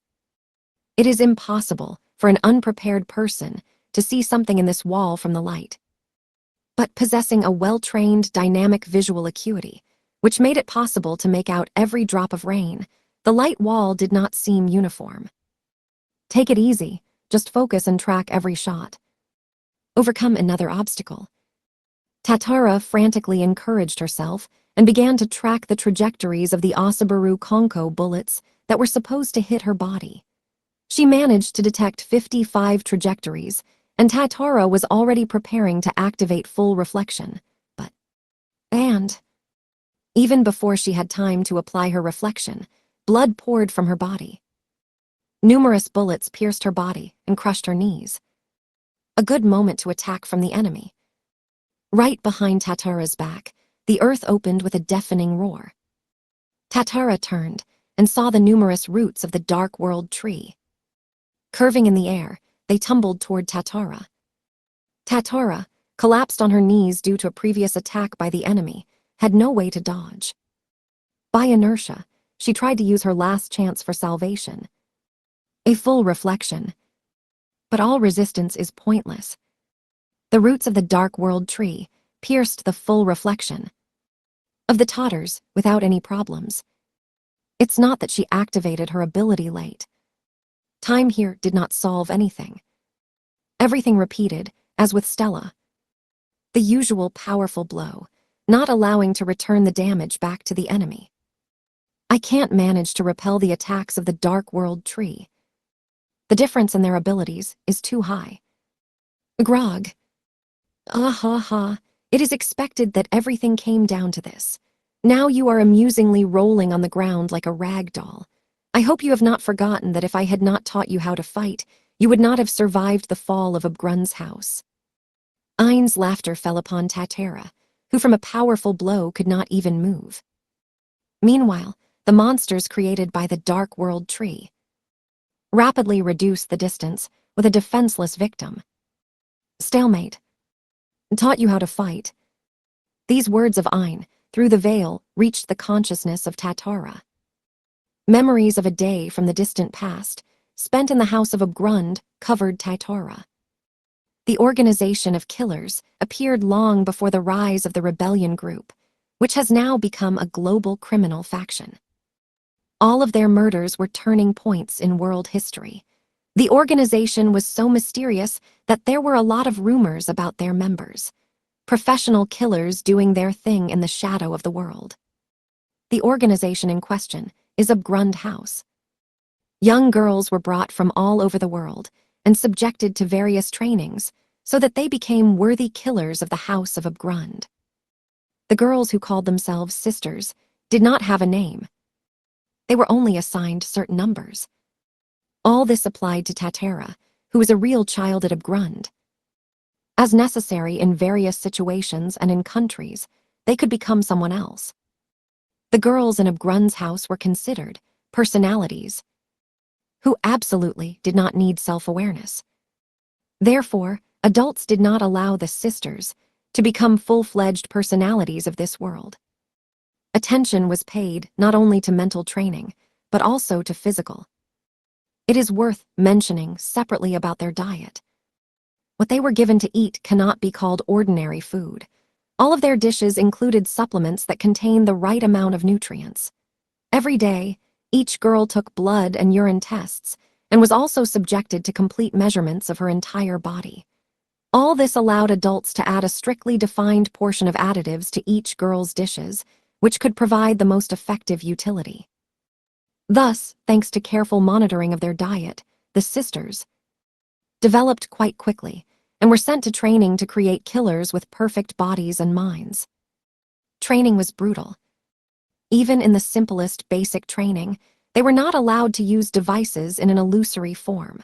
Torn away from adults for a long time, severe injuries became commonplace for them. If at training one of them achieved the perfect result, he was given the opportunity to heal all his injuries in the regeneration baths. But most of the sisters did not receive such a result. They could only count on primitive medical care such as disinfection, hemostasis, and suturing. It was necessary that they did not die ahead of time. They were not even offered pain medication. They had to be strong and overcome any pain. The sisters, who received stab wounds and fissures in the bones, suffered from burning pain. Girls, suffering in agony from pain, writhed in the corridors and rooms. Due to such a monstrous combat training, the House of Abgrund was worthy to be called a real hell on Earth. And in this hell lived a girl who was assigned the number 5, 1. Why number 5 did not understand. Maybe a typo or so was intended by the author. Weird. Such a life was her daily routine. She was a child whom nature did not endow with an excellent body and reflexes. Because of this, she was injured every day. But that day, another training on evading shots. I failed to evade all shots, and 2 bullets hit my stomach. Curling up in the yard in the evening, I trembled with severe pain in my stomach after a rough operation to extract bullets. Just then, in the midst of unbearable pain, I remembered a scene from the outside world that I accidentally captured during the next training session. The face of a child who was about my age. Squinting his eyes, the child smiled broadly. Smile, it was a new emotion for me. When people feel happy, they always smile. But I don't know this, I never laughed. In training, we were taught a smile, but it was always unnatural. I have never felt happy. Because in the place where I am, there is no happiness. There's only pain and torment. Why was I born here and not there? Heavy thinking only intensified the suffering, and tears came through my closed eyelids. And just then, "Are you crying again, crybaby Veer?" Hearing someone's voice, I opened my eyes. In front of me, the eldest of the sisters, with the number. 1 stood with their backs to the crimson sunset. 2, I don't remember whether I mentioned or not. Ein in German is 1, and Veer is 4. True, as always, it became clear after many chapters, so as I translated the names into English, so let them remain. It looks pathetic. If you don't like pain so much, you should avoid it. I'm sorry, but you, Anarchy, never understand my feelings. Hearing my answer, I nodded and crossed her arms. Right, in my group, I was always the best at all training sessions and have already been admitted to the real work. Even at the selection, I managed to survive quite easily. The words of this older girl sounded annoying to my ears. But the interlocutor did not dissemble. Ein was truly a genius, occupying only the first places in her group. Despite all the infernal training at home of Grund, I never saw her wounded. She was very different from me. Screening is the final test for becoming the killer of Abgrund's house. The sisters were forced to fight each other. The last survivor passed the test. But this girl easily killed everyone. To look at such a gifted person became more difficult. So I decided to turn away from mine. More precisely, I tried, but... what? I couldn't turn my back. Ein extended her arms and pressed me firmly to the ground. And despite all my protests, her lips covered mine. I was very surprised by the unexpected act of Ein. Well, Ivir also had killer eggs. I immediately pushed Ein away from me. Why did you do that? Ein giggled while I expressed her all my protest. Well, how do you like the first kiss? Sweet. What are you talking about? Before I could tell her everything, I shut up.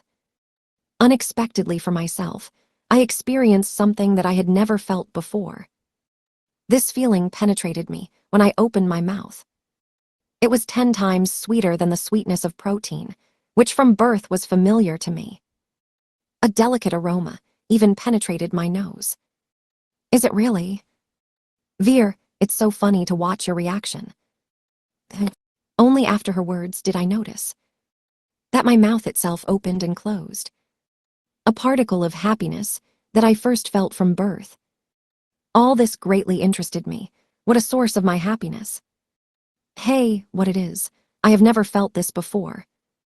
When I asked Ain, she took out a crumpled package from her pocket and shook it before my eyes. Chocolate. Really? Right.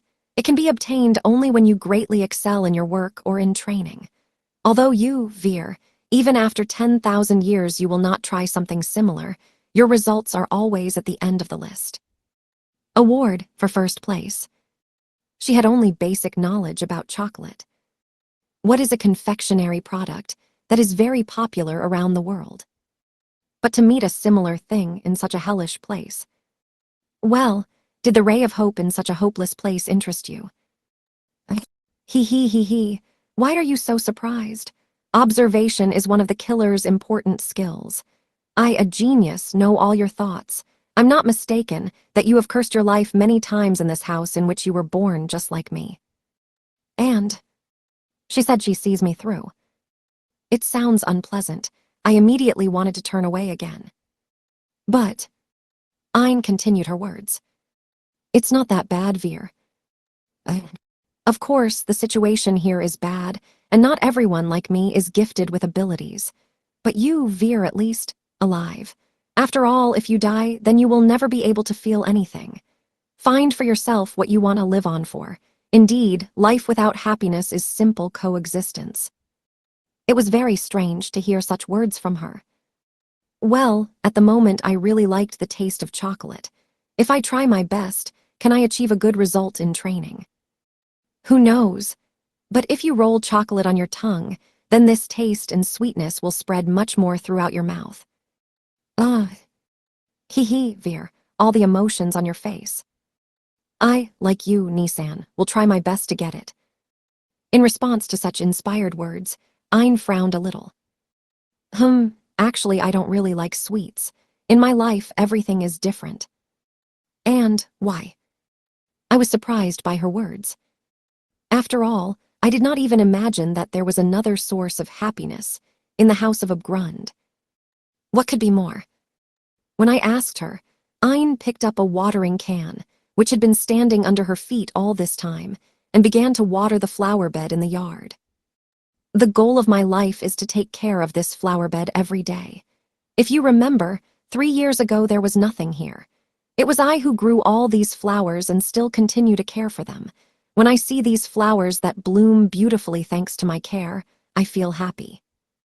To be honest, then I did not quite understand her. I never thought that the flowers are beautiful. But the profile of Ayn, caring for flowers, looked very joyful. I felt so envious. It all started after that day. I made attempts to live a real life and not coexist for nothing. I really wanted to get that one source of happiness, chocolate. But to get it, I had to take first place in all daily training. At that time, I did not have the opportunity to do this. However, I did not want to give up. I'm tired of all the days when I couldn't do anything powerless. So I decided to turn my attention to Ayn, a genius with excellent results, to become stronger.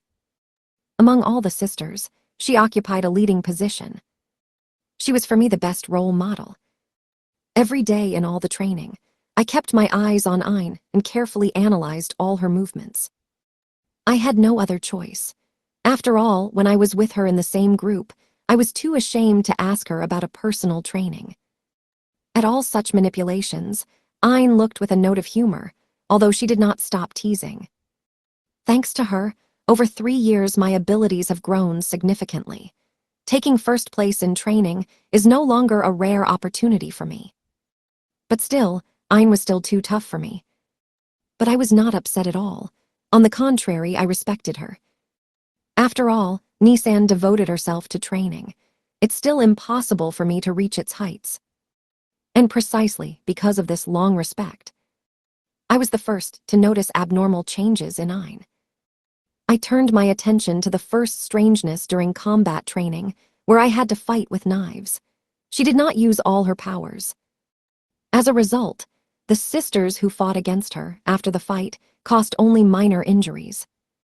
Ayn was truly a genius who in various fights always chose the best ways to fight. Her attacks were quick and did not contain unnecessary movements. No one could equal her in strength. Given the difference between her and the sisters, after each fight, Ayn could come out without a scratch. At least that was until that day. The battle with her in combat training at home of Grund is tantamount to death. But that day was different. The difference in strength between her lightly wounded opponents and her was minimal.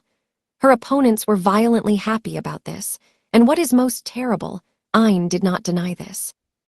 And these abnormalities intensified every day. At almost every training session, something similar happened.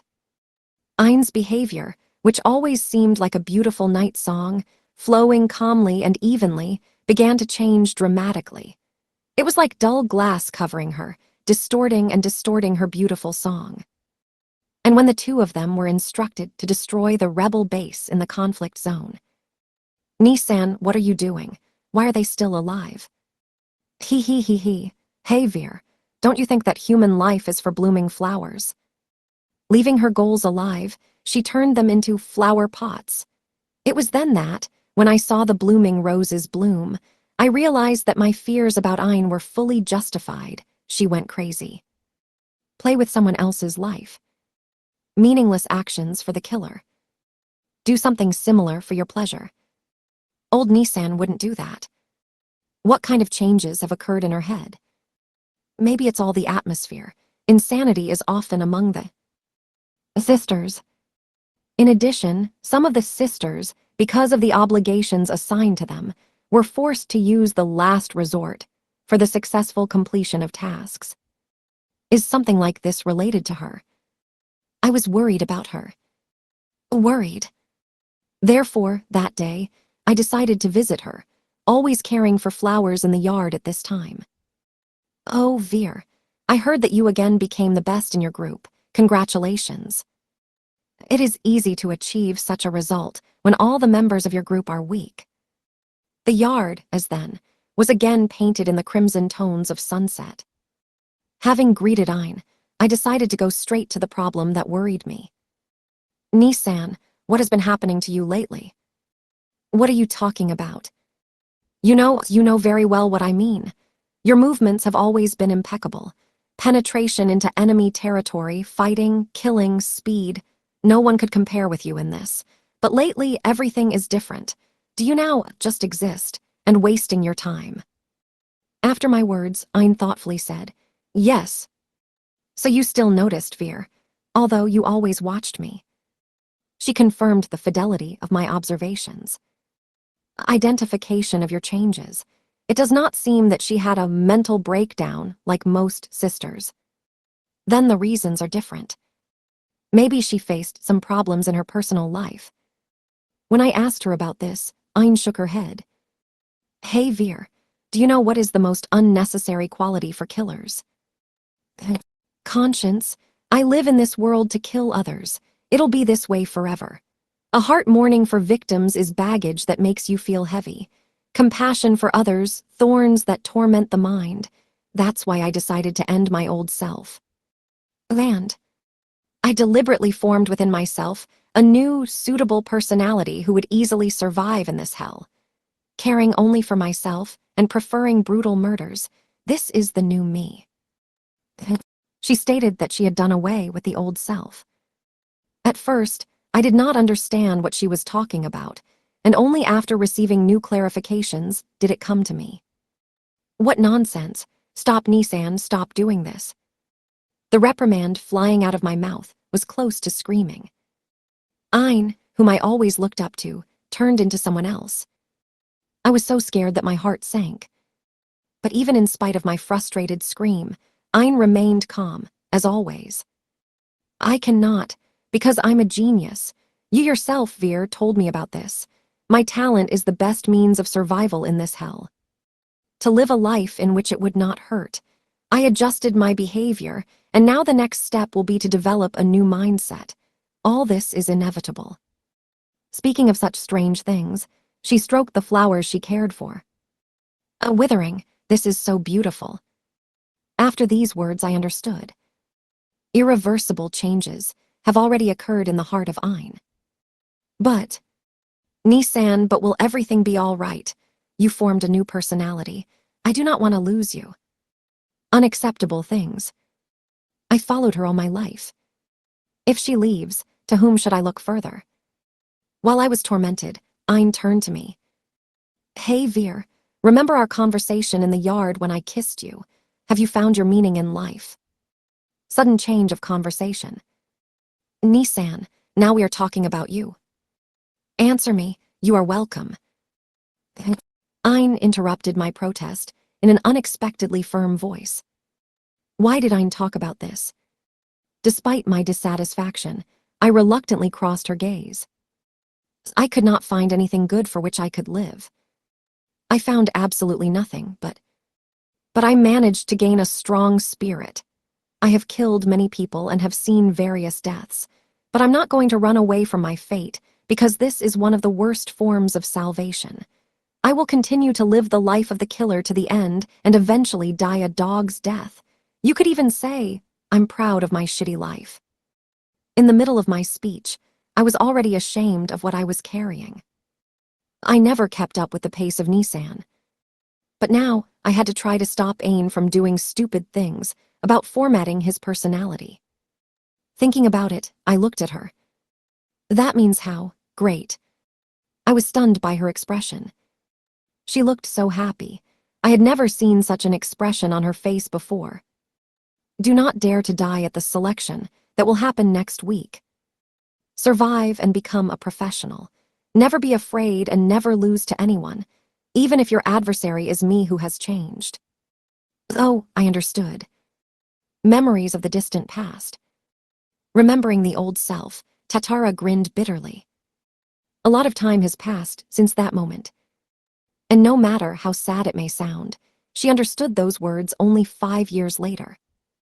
Incredible, the hulking Yui Tatara, using her spiritual device as a support, staggers to stand up. The past enemy attack pretty patted her. I wonder if she can do something in this state.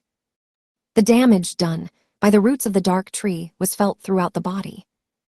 Each movement of the body, as if filled with lead, was rendered heavy. Due to the torn eardrum of one ear, the sound became deaf, distant. Nevertheless, some damage she managed to repel due to her noble art. Full reflection. The body is still moving. I am alive. I simply must complete my duty as a professional, to the end. After all, I personally chose this path in life. I specially arrived here to show her how that unprepossessing flower blossomed after it was given to drink with sweet water. I'm coming, Nissan. Oh, have you finally understood all my concern for you and stopped calling me, damn Annika? In response to her question, the Totters raised their roaring device, Dzizuri Mucade, high up into the night starry sky. Do not understand what you talking about. And immediately, she jumped from her place. The wounded Tatara decided to initiate the first. She wants to storm Ain, which has turned into a giant ebony.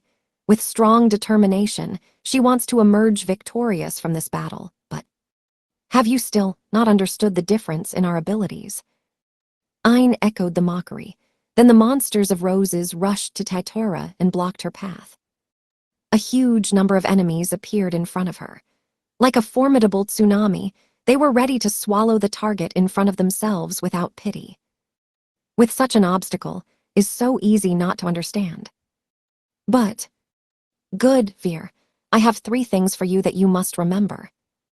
Remembering, Tatara smiled at the corners of her mouth. The first is a waste of energy. It can be both physical and magical energy. Remember, on any task, always correctly calculate your physical strength required to achieve a specific goal. No need to exhaust yourself and climb above your potential. Yes, exactly. The distance between it and the Dark World tree was approximately 50 meters along a straight path. She just needs to quickly run a 50-meter distance.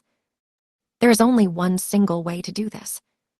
Tatara immediately began to move her tongue behind her tightly clenched teeth.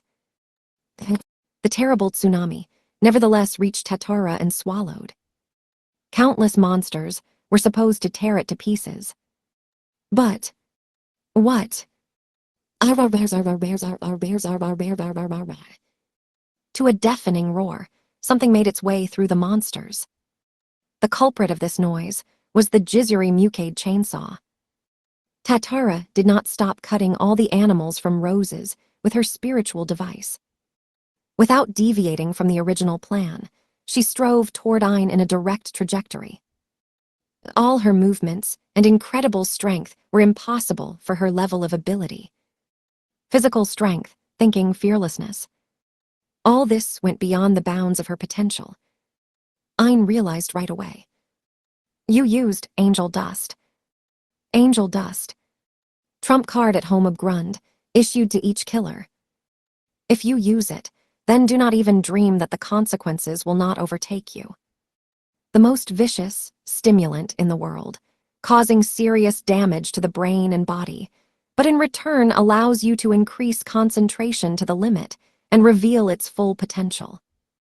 The use of something similar in military events controlled by the League is prohibited. Spit on all the restrictions laid down by nature from birth. You used a stimulant in front of everyone, despite the violation of the rules. Stupid child. Burning her life, Tatara broke through the barrier of their monsters and rushed to Ain further. But from the soil contaminated with the dark world tree, red tulips grew. 100 pieces, too much to kill one person. To the deafening sound of a high tone, a machine gun burst of countless bullet seeds tore the air and rushed to Tatara. Ahead is the firing line. The second is a waste of time. Saving every second, you increase your chance of winning. Unnecessary waste make unnecessary movements. Do not stop analyzing your enemy. Constantly come up with new tactics that will help you fight with maximum efficiency. A full reflection. Useless. Veer, have you really not learned anything yet? When I activated the Dark World Tree mode, your reflection will not be able to put me in any way. Ah. Ain's mockery cut short in the middle of the speech. After all, something incredibly appeared before her eyes. What's happening? Not a single shot of Dirty Rose has reached its goal. Bullets tear the air next to Totter, but they cannot hit her. Really, Dirty Rose can't aim. What how? Of course, Ain did not give her rival indulgence. Tatara herself was responsible for such an amazing evasion. Bingo! In a torrential downpour, Tatara ran along a straight, narrow street, convinced of the correctness of her choice. Each red Dirty Rose tulip was an independent object, with its own unique feature. Therefore, Ain could not control them as her own limbs. Then how did tulips choose and discover their purpose if they had no eyes? The answer is simple. It's all about the high-pitched sound, like a scream before each shooting. Tatara, having honed her hearing during numerous trainings to become a killer, understood. Tulips, specially before firing, issued a loud high-frequency sound to detect the target by echolocation. If she reflects a sound before it hits her, tulips will not be able to aim at her. Tatara absolutely, correctly read the situation. She managed to invade Ain's space even deeper. 15 meters. But, Veer, you're open right now. Did you become self-confident after you managed to evade the evil flowers? As long as I am in the Dark World Tree mode, the whole soil of the mod is my control.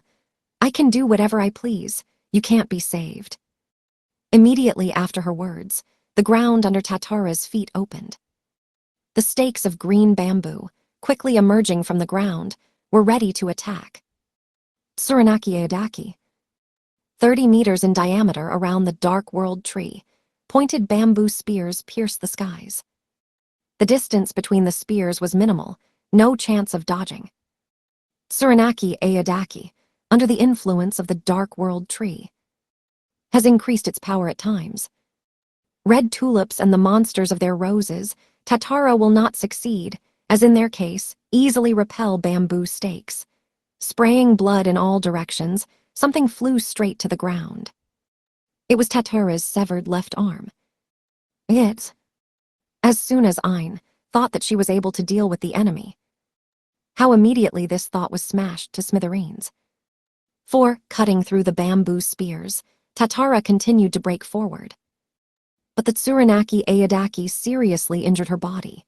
Sharp bamboo spears pierced her right hand, thigh, torn off her ear and cut off most of the hair on the right side. The third is a waste of movements. Veer, you are still trying to dodge absolutely all attacks. Should not be doing that. Our work does not require any workshops of beautiful deviations. All we have to take care of is that our blade reaches the goal. It is not necessary to throw all efforts into repelling enemy attacks.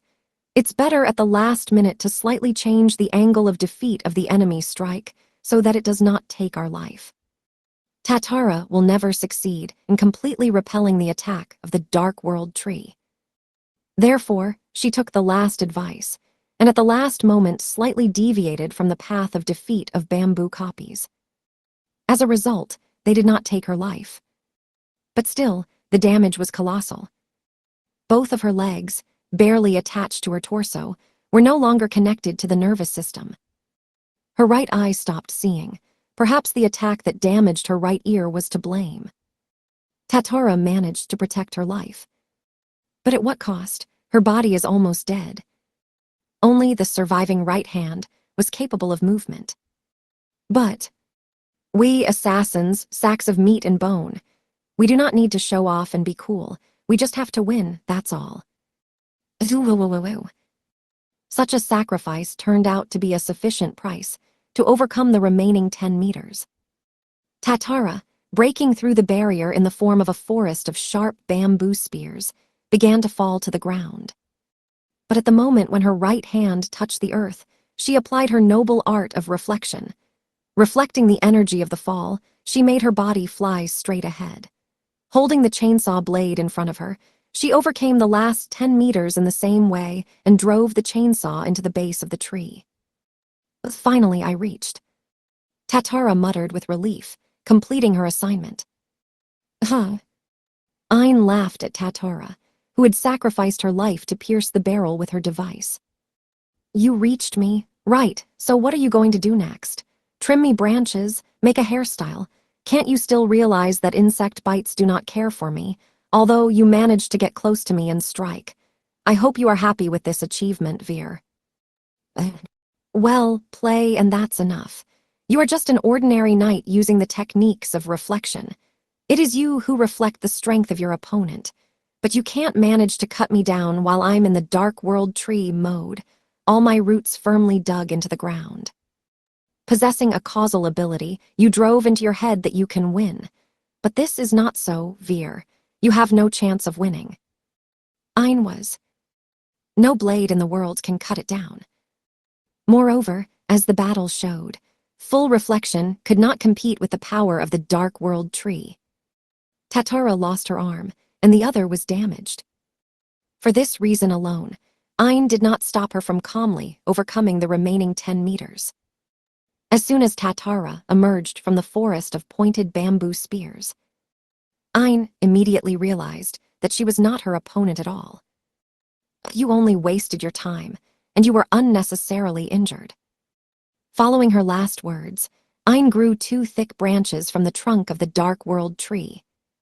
Expanding and branching in all directions, they became like the hands of monsters, which are often painted in horror books. And since you used angel dust, then all of you injured, it does not even make sense to torment. Your appearance is disgusting to me, so I will kill you with one blow. I'll crush it like a worm. Goodbye, Veer. As it was said by her, the hands of monsters reached for Tatara to crush her. But, I wanted to say the same words to you. Even on the verge of his own death. A smile did not leave Tatara's face. Is she so happy that she was able to stick her chainsaw blade into the trunk? No, there is some other reason. Ain immediately eliminated the initial thought. After all, Tatara is the killer of the House of Abgrund. But then why? What makes her smile on the verge of death? Was this miserable insect really holding something up its sleeve? Something that could harm her, can potent poison? No, there is something else. Unanswered question revolved in Ain's head. Hey Nissan, before you disappear, I want to tell you some words. What is she talking about? Thanks for all. Fear. Ain's instincts, raising alarm, forced her to accelerate the movement of branches to destroy the enemy. But it was too late. Tatara, pulling with all her might the cord of the starter of the Chivalry Muked chainsaw, cut it off. A star hammer. Unanswered question Ain, the world around him, the sound. The blinding white flash from the explosion consumed absolutely everything, without leaving Ain even time to cry.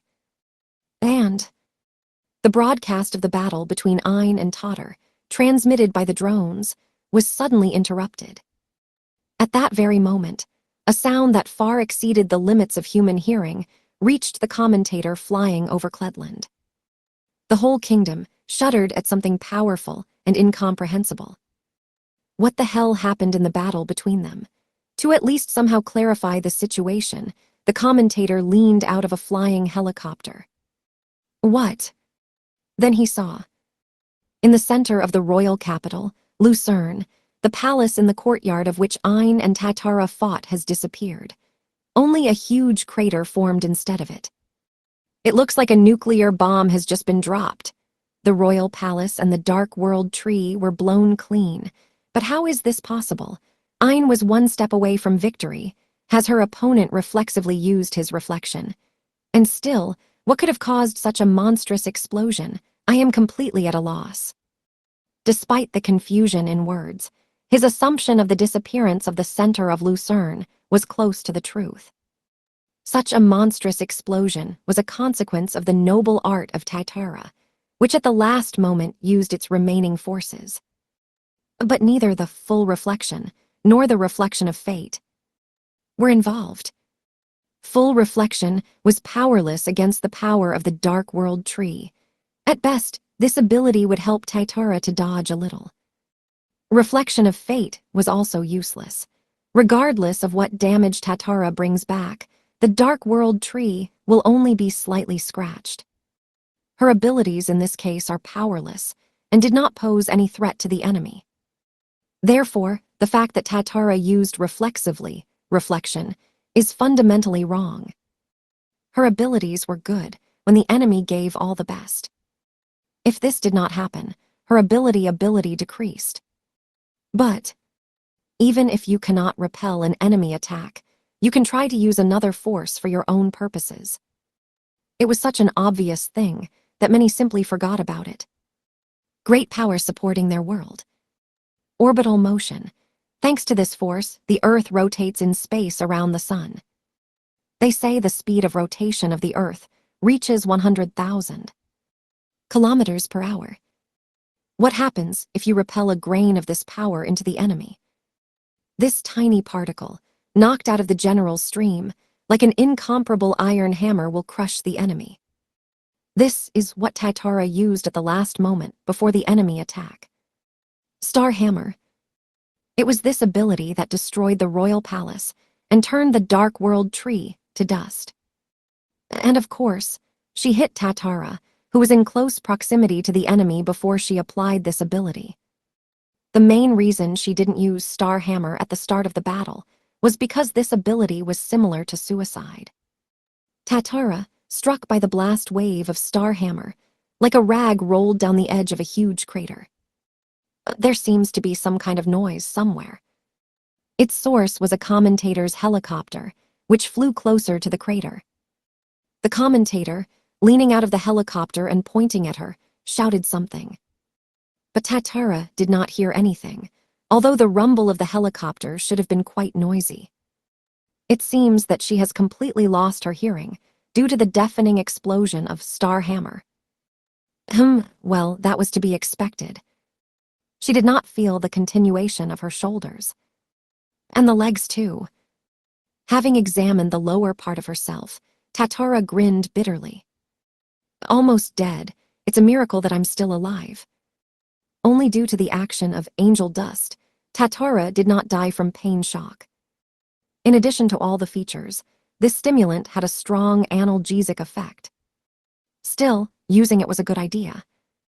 But I succeeded. The rebel who went against the house of Abgrund. I managed to deal with him. Dead sisters and all the others killed in the house. I, the only survivor among the corpses, was obliged to do so. And now I can calmly die a dog's death. Though, just thinking about it, one scene appeared in Tatara's head. If you die, I will cry, and I will cry until I completely pay all my eyes. After that, I will hold a grand state funeral, which for your information is very noisy in Vermilion. Stella's one-way promise on top of Edelberg. Exactly this gorilla. She will keep her promise. Unheard of state funeral for a killer like Tatara, but Stella was able to do something similar. I must worthily end my life as a professional killer at home of Grund. I am ashamed to die knowing that someone will mourn my death at the funeral. A funeral for a man who himself killed people for his own benefit. It sounded absurd. But on the other hand, it was not so bad. The weakness in my heart made me feel a little happier. Damn you, I understood everything. Tatura put her last strength into a dying body. But the darkness was already penetrating deep into her consciousness. You can't fall asleep. If I disconnect, I won't wake up anymore. I must once again stand in front of her to give her a proper look. Therefore, don't let her die, cure again. Chapter 18, Storm and Onslaught. Secretary of Ascaris, we have been waiting for you. The tall blonde girl, who opened the door of the detention center, stood up and saluted. The woman who entered the room waved her hand, signaling that she did not need any greetings. So this is the same girl who sent half of our squad to a hospital bed? The woman asked, seeing that an ash-haired girl was sitting opposite the employee. The first victim of the Puppet King, Iris, who lost her parents and friends in the Bloody Cross, a hidden event for the public. She looked awful. Due to the long, incessant crying, Iris's eyes turned red and her eyelids were swollen. In addition, in the multicolored eyes there was not a grain of life. As if after a terrible event, all her feelings came out with tears. But, I was informed that before taking control of her, she received mortal wounds, but now there is not a single scratch on it. In response to her question, the detention center employee shook her head. All thanks to her abilities. Without a doubt, Abino Dono managed to defeat and inflict fatal wounds. But soon, as if resurrected, she again attacked the Oben Dono detachment. They immediately received a message from the detachment that the girl's armor, in contrast to the first time, gained absolute protection. Together with the power to heal any damage in the blink of an eye, the chance to conquer the girl tended to zero. Brother and sister at the same time woke up. What a terrible talent their fate bestowed. Awakened, what are you speaking about? Do not pay attention. But how then did you manage to take the girl into custody? She did not own offensive techniques. Moreover, she unexpectedly lost consciousness for us, as if someone had abruptly cut the thread. Perhaps the main culprit, the boy, hit a fairly distant distance, as a result of which his control over her broke off. Clear, it must have been so. Agreeing with the employee, a tall blonde woman sat opposite Iris and spoke to her. Good evening, young lady. Before we start the conversation, let's introduce ourselves. My name is Levi Ascaris. I am the head of the French headquarters of the International League of Mages Knights. The nickname Bayonet is firmly rooted behind me. What is your name? Iris. Iris means, and you are not the case of Iris Goal. Silent, Iris nodded slowly. Life was not felt in it. Her nod was more likely a reflex. Reaction, rather than a full-fledged response. Her heart was not with them. Although, this was to be expected after what happened to her. Bloody Cross. Almost all the inhabitants of one small, cold village were trapped in a village church and brutally killed by inhuman violence. Arriving at the scene of the crime, they found out that for most of the atrocities, such as the murder of their own parents and other residents, Iris was responsible. Iris was manipulated by Orliascol, her younger brother, and the real culprit of everything that happened. She was a convenient tool in his hands. Perhaps in order to protect herself from hell, in which they captured her body and forced her to kill her parents, friends, and other residents, she consciously suppressed her consciousness. With all this in mind, Levy spoke to Iris. Iris Goal, your brother did a disgusting thing. Leaving you alone, more than 100 villagers were killed. Incredibly monstrous terror. And what's more, you, the elder sister of the terrorist, defended your younger brother from the League squad, sending most of our soldiers to a hospital bed. It was you who let your little brother escape from justice. You are truly incredible relatives. Secretary, this child is just a victim manipulated by a criminal. Is it possible to be softer with her? Meanwhile, Iris began to tremble with her whole body, indicating that Levy's words reached her. But while the employee desperately protested, Levy laughed. Victim, ah ha ha, do not be foolish. She's a relative of the criminal, right? She is his older sister, so she was closest to him, right? Before this terrible event occurred, she was obliged to notice anomalies in the behavior of her brother. But she and her dead parents neglected their main responsibilities. The result of such a negligent act was the life of the whole village. Iris Skull, everything that happened in your village is entirely your fault. And, Secretary, 2 cruel words for the girl who suffered the most suffering. A decent person could not bear such outrageous behavior, even from a secretary. The employee, blazing with anger, began to express everything that she thought about Levy. Please stop. If you continue to carry on such nonsense, then I... Right in the middle of her protest, she fell silent. Let Levy blame Iris. Her eyes were full of pity for this little girl. Seeing the consequences in the church with my own eyes, I immediately turned off the monitor. A creature who did something like this could not be human. Only a demon with completely different values can feed on the fears and pain of the weak. If you leave the situation as it is, your brother will do something similar again. Your village event will happen again. Do you want to leave everything as it is? Iris did not immediately answer Levy's question. In order not to go crazy in hell, she intentionally suppressed the work of her feelings and consciousness. Therefore, she needed time to fully realize someone's words. But Levy, realizing all this, did not rush her. Looking into her face, she patiently awaited an answer. A few minutes later, imagining in her head a new disaster bearing her brother, Iris shook her head negatively. She did not want something like this to happen again. Waiting for her answer, Levy nodded deeply. As you would expect, you are the only survivor after everything that happened. Therefore, what to do next, you know? As an older sister who could not stop her own brother, you must personally put an end to this tragedy. Saying all this, she took in her hands the small palm of Iris. Follow me. I will give you strength that will allow you to cope with everything. Or do you want to forget everything that happened in your village and start a new life? No. Iris's answer, oddly enough, was instant.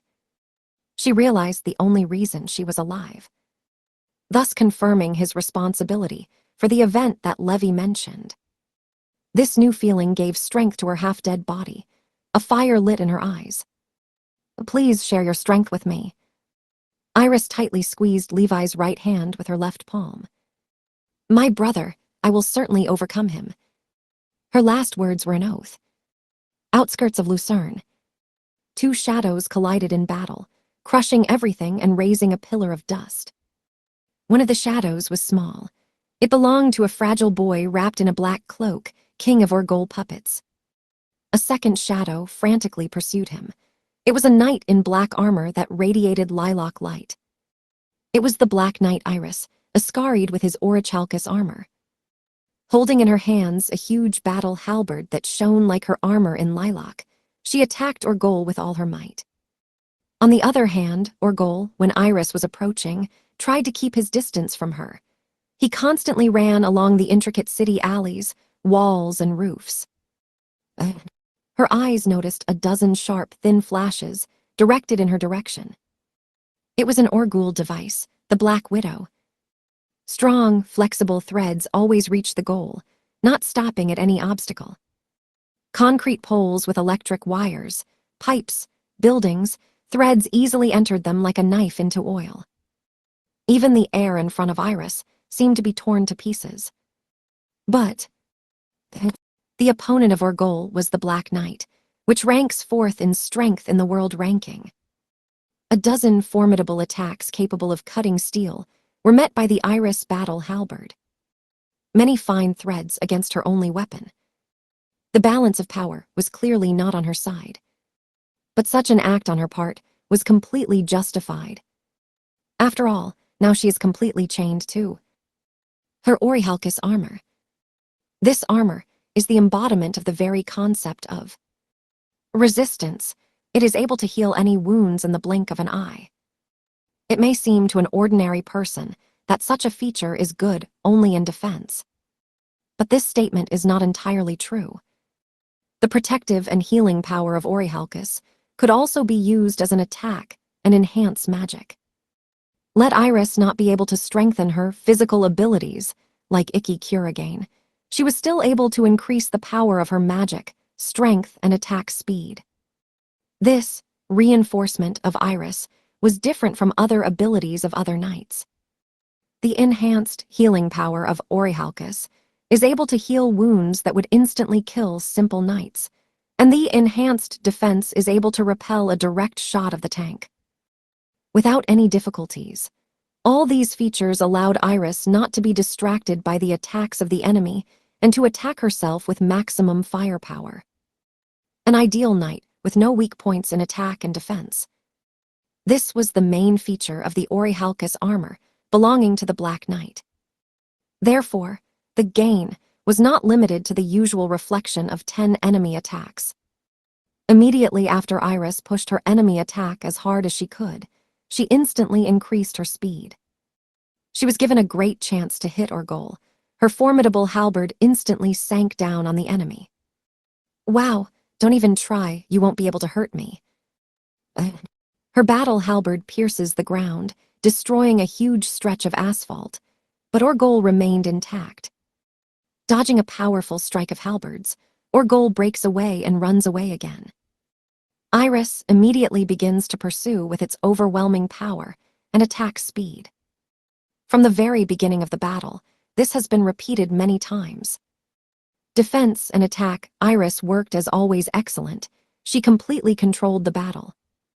But despite all her initiative, she could not inflict a mortal blow on the enemy. Why, you ask? It's all about Orgol's Black Widow device. A magical thread capable of controlling the spirit and essence of anything. It spread like a spider web throughout Lucerne. Invisible paths that only Orgol can use. It was they who played an important role in their battle. Regardless of how good Iris was in attack, against an enemy that could take off the ground, its effectiveness fell. When she put all her energy into her speed and ran strictly along a certain trajectory, it was difficult for her to stop abruptly and turn in other directions. But Orgol, like a spider, using its invisible web threads, was devoid of such shortcomings. He jumped from one strand of web to another. He did not even need support in the form of earth. He could do anything, move across the earth and across the sky in all directions. It is not surprising that the Black Knight, completely superior to him in attack and defense, could not get on it. Besides, you don't want to talk to me. Sad I never thought that my beloved Nisan would hate me so much. What are you talking about?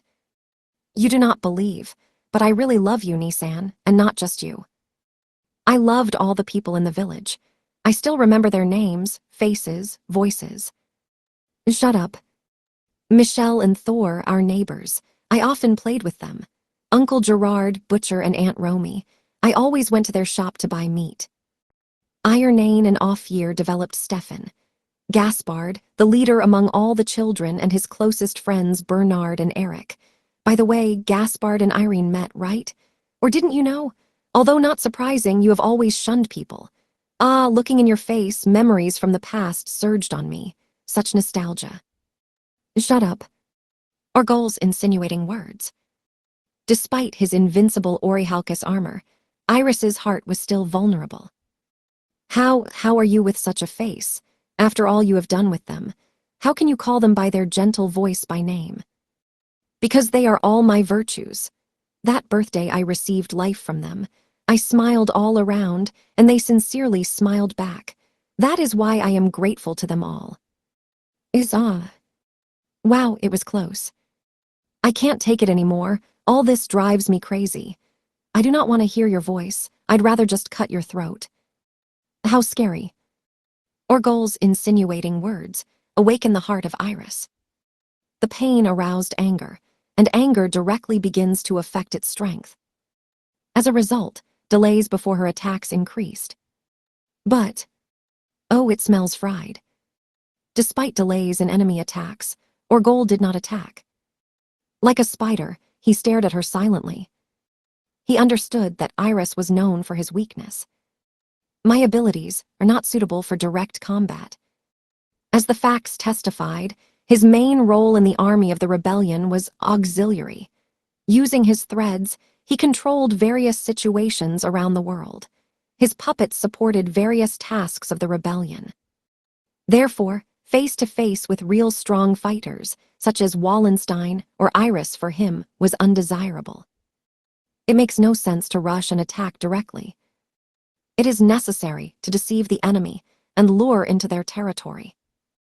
And only after all this, when there is a chance to attack. And suddenly, Iris chasing Orgul froze in place. Seeing this, Orgul also stopped. Hey, Nisan, let's continue the event of that night.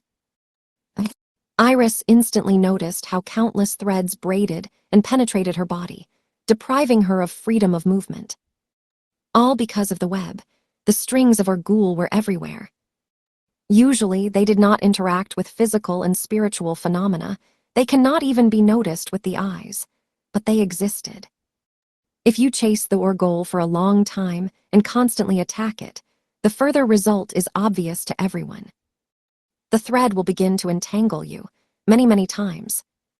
And when the thread braids the entire enemy, Orgul materializes it. To use his evil ability, which subjugated all the inhabitants of the village and Iris inclusively in that fateful event. Puppet theater. It was this ability that took control of Iris now. I wonder if Nisan will protect me again. There are so many annoying obstacles in my way.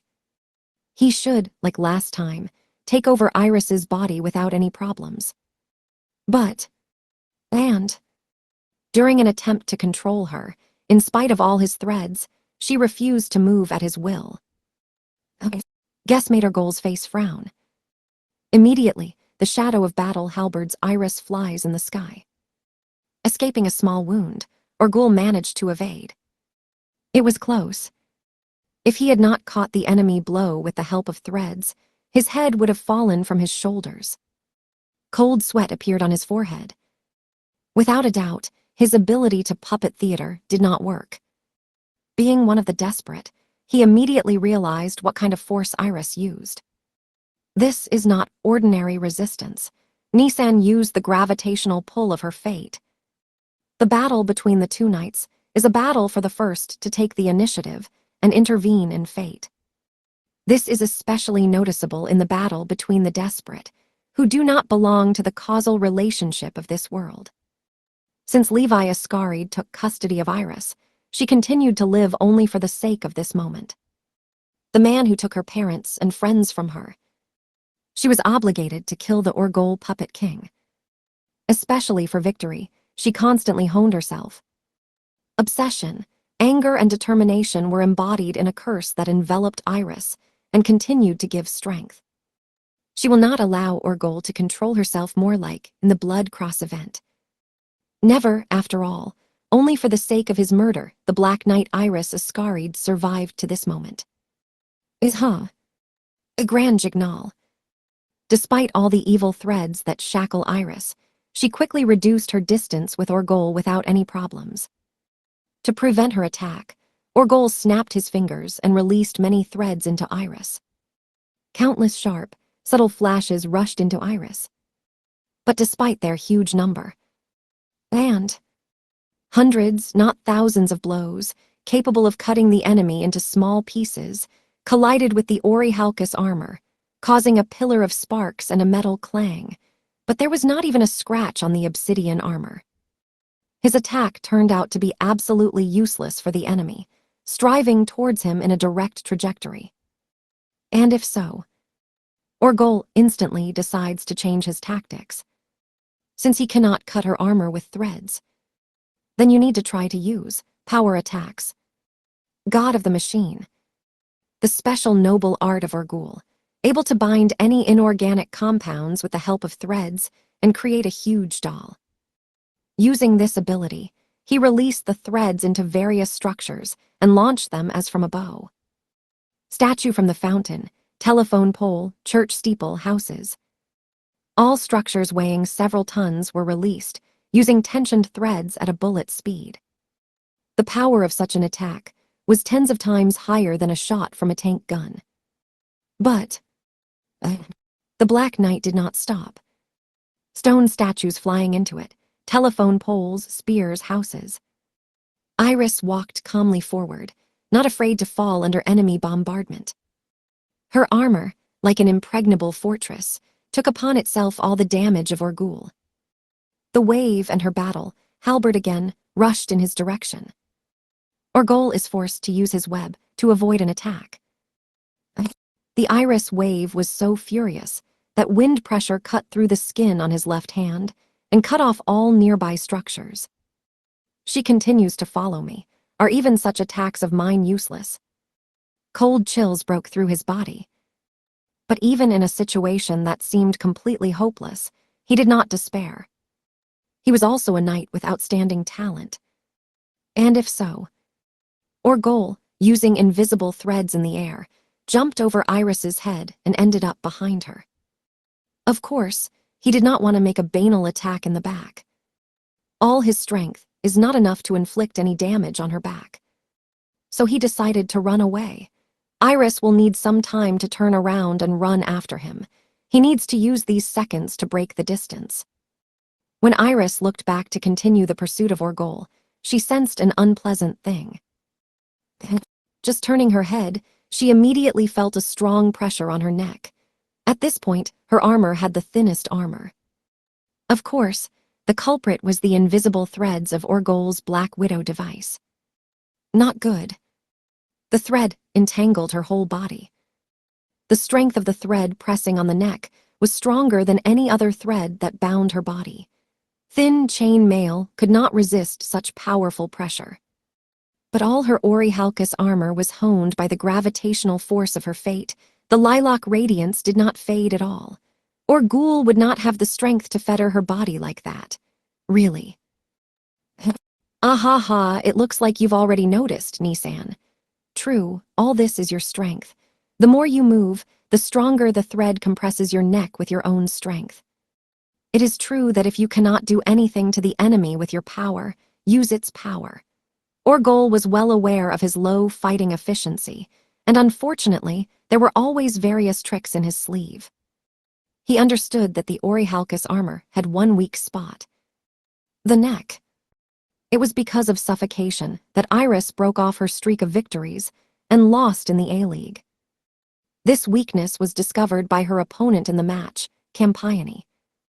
No matter how incredible regenerative ability her armor possessed, she could not fill her lungs with oxygen. Hey, Nisan, how long can you? Orgul did not have time to fully voice the mockery. After all, his conviction that he was able to immobilize the enemy was shattered. And, when it seemed to him that he had already won, the shadow of the enemy halberd was rapidly approaching him. How, after all, he managed to break the distance with her? The answer is simple. Iris, concentrating all her strength, threw her weapons at him. The negligence of Orgul, absolutely confident in his advantage, played a cruel joke with him. Halberd, constantly spinning in the air, rushed right at him. A little more, and his thin torso will be divided into two parts. Too little time to dodge. He should not even have enough time to concentrate his strength in his knees to jump. But Orgul was one of the desperate for a long time. In the last seconds, his mind sent a lightning impulse for the movement of the body. Namely in the little finger, he bent the upper phalanx slightly. And then his body was launched high up. This is not a jump. Threads attached to his body too. Thanks to them, he rose up. This maneuver helped him cope with a deadly attack. Halberd Iris only slightly scratched his thigh. But what? Not having time to take a breath, a black shadow blocked his view from the front. and without thinking twice, she hit her face. Great pain, surging in the back of the head, awakened Orgul's consciousness, and tears immediately appeared in his eyes. In a shocked state, he sees only one thing in front of him. Vist Iris.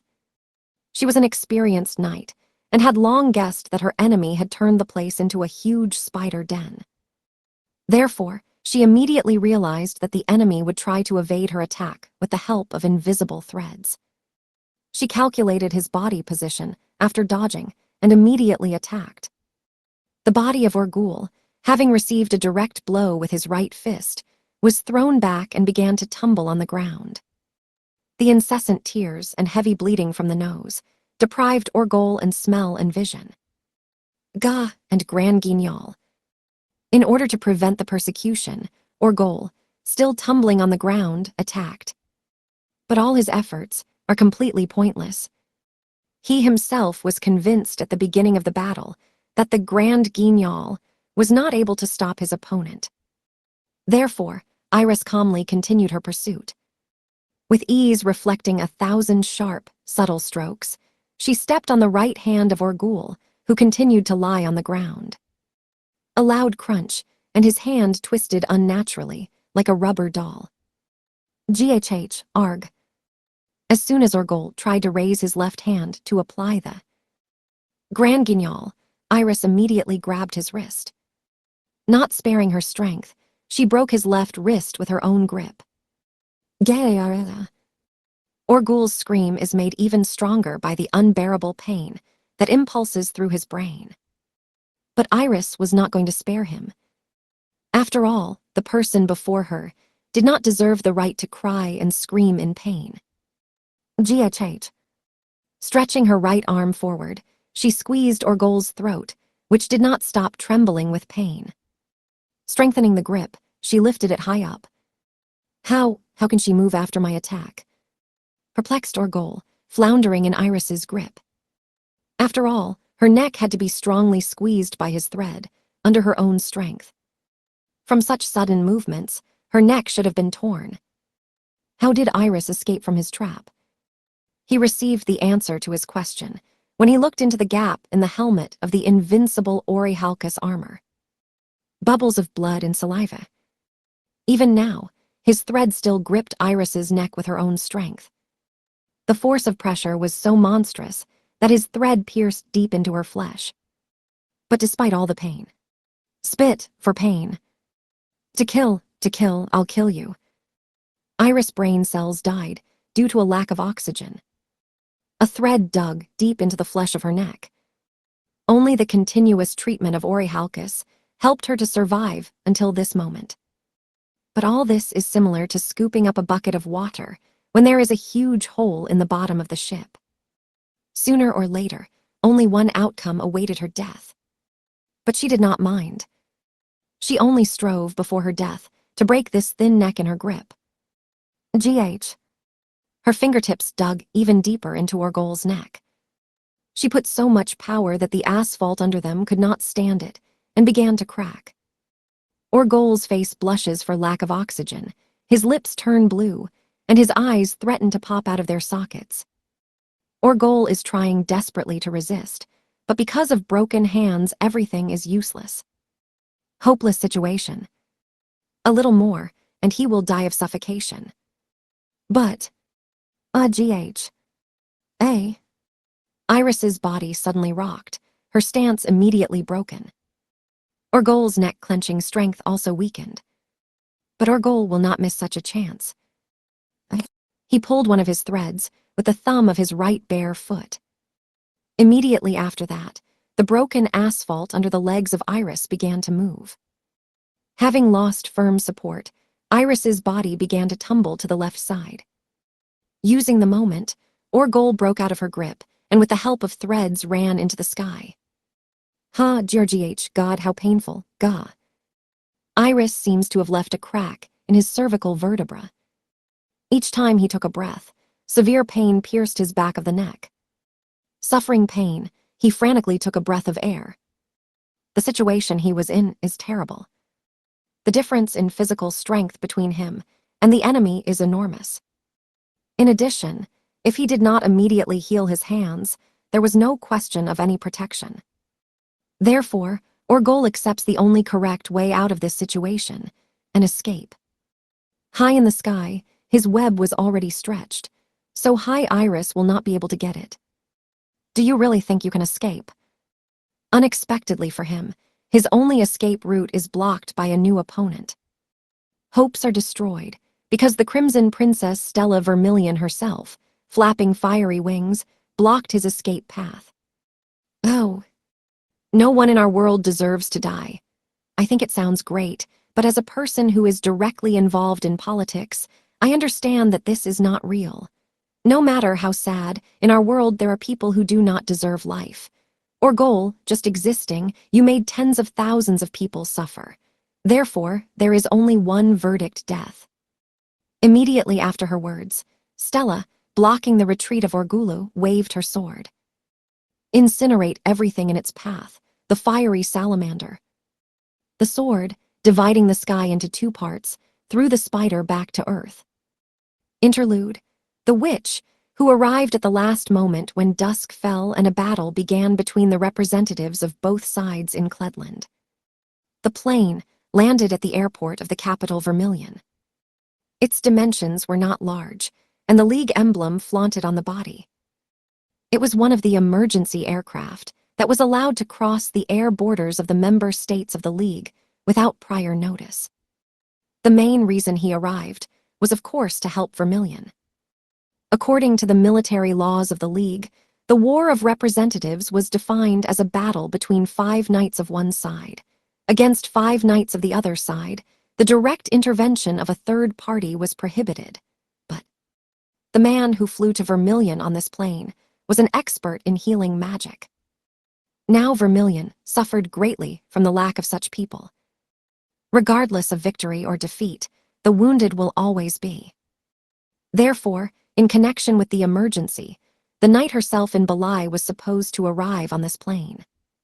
To avoid force majeure situations, the Imperial Guard and Daniel Dandalion, the leader of the headquarters of the International League of Mages Knights in Vermilion and the strongest knight, personally arrived at the airport to meet the plane. We were waiting for you, Kariko-sensei. As soon as the plane landed and left it, the commander of the Imperial Guard Vermilion bowed deeply and greeted. You look much younger despite all the rumors. I am surprised, but it doesn't matter. I believe that a young genius in healing magic can help us. Knight in White, thank you for your arrival. Are we going to Cledland right now? To her question, the captain answered in the negative. We will wait in the castle of Vermilion. The Black Knight has already taken care of and placed in Lucerne many knives of the winged Prime Minister. In case of emergency, we will immediately find ourselves in Lucerne. All clear. Okay, lead me. Of course, the machine is already served. Please follow me. But before the captain of the Imperial Guard tried to escort her to the car. Wait. Dandalion stopped him. Dandalion-san. This girl is not a knight in white. And the astonished captain looked back at the newly arrived girl. Immediately after his words, Dandalion took a step forward and with a puzzled face asked the stranger. Who are you? Where is Kariko-sensei? Without flinching, the girl carefully looked with her piercing green eyes at Dandalion. Sensei could not come to you from Japan. In connection with the mass jailbreak in Japan, Kariko-sensei assists the Blazers of World Clock and Reikiri. I, as her student and confidant, came to you instead of her. With a charming smile on her face, she confidently added, Please be calm. I, Shizuku Kurigane, are more qualified for this assignment than anyone else.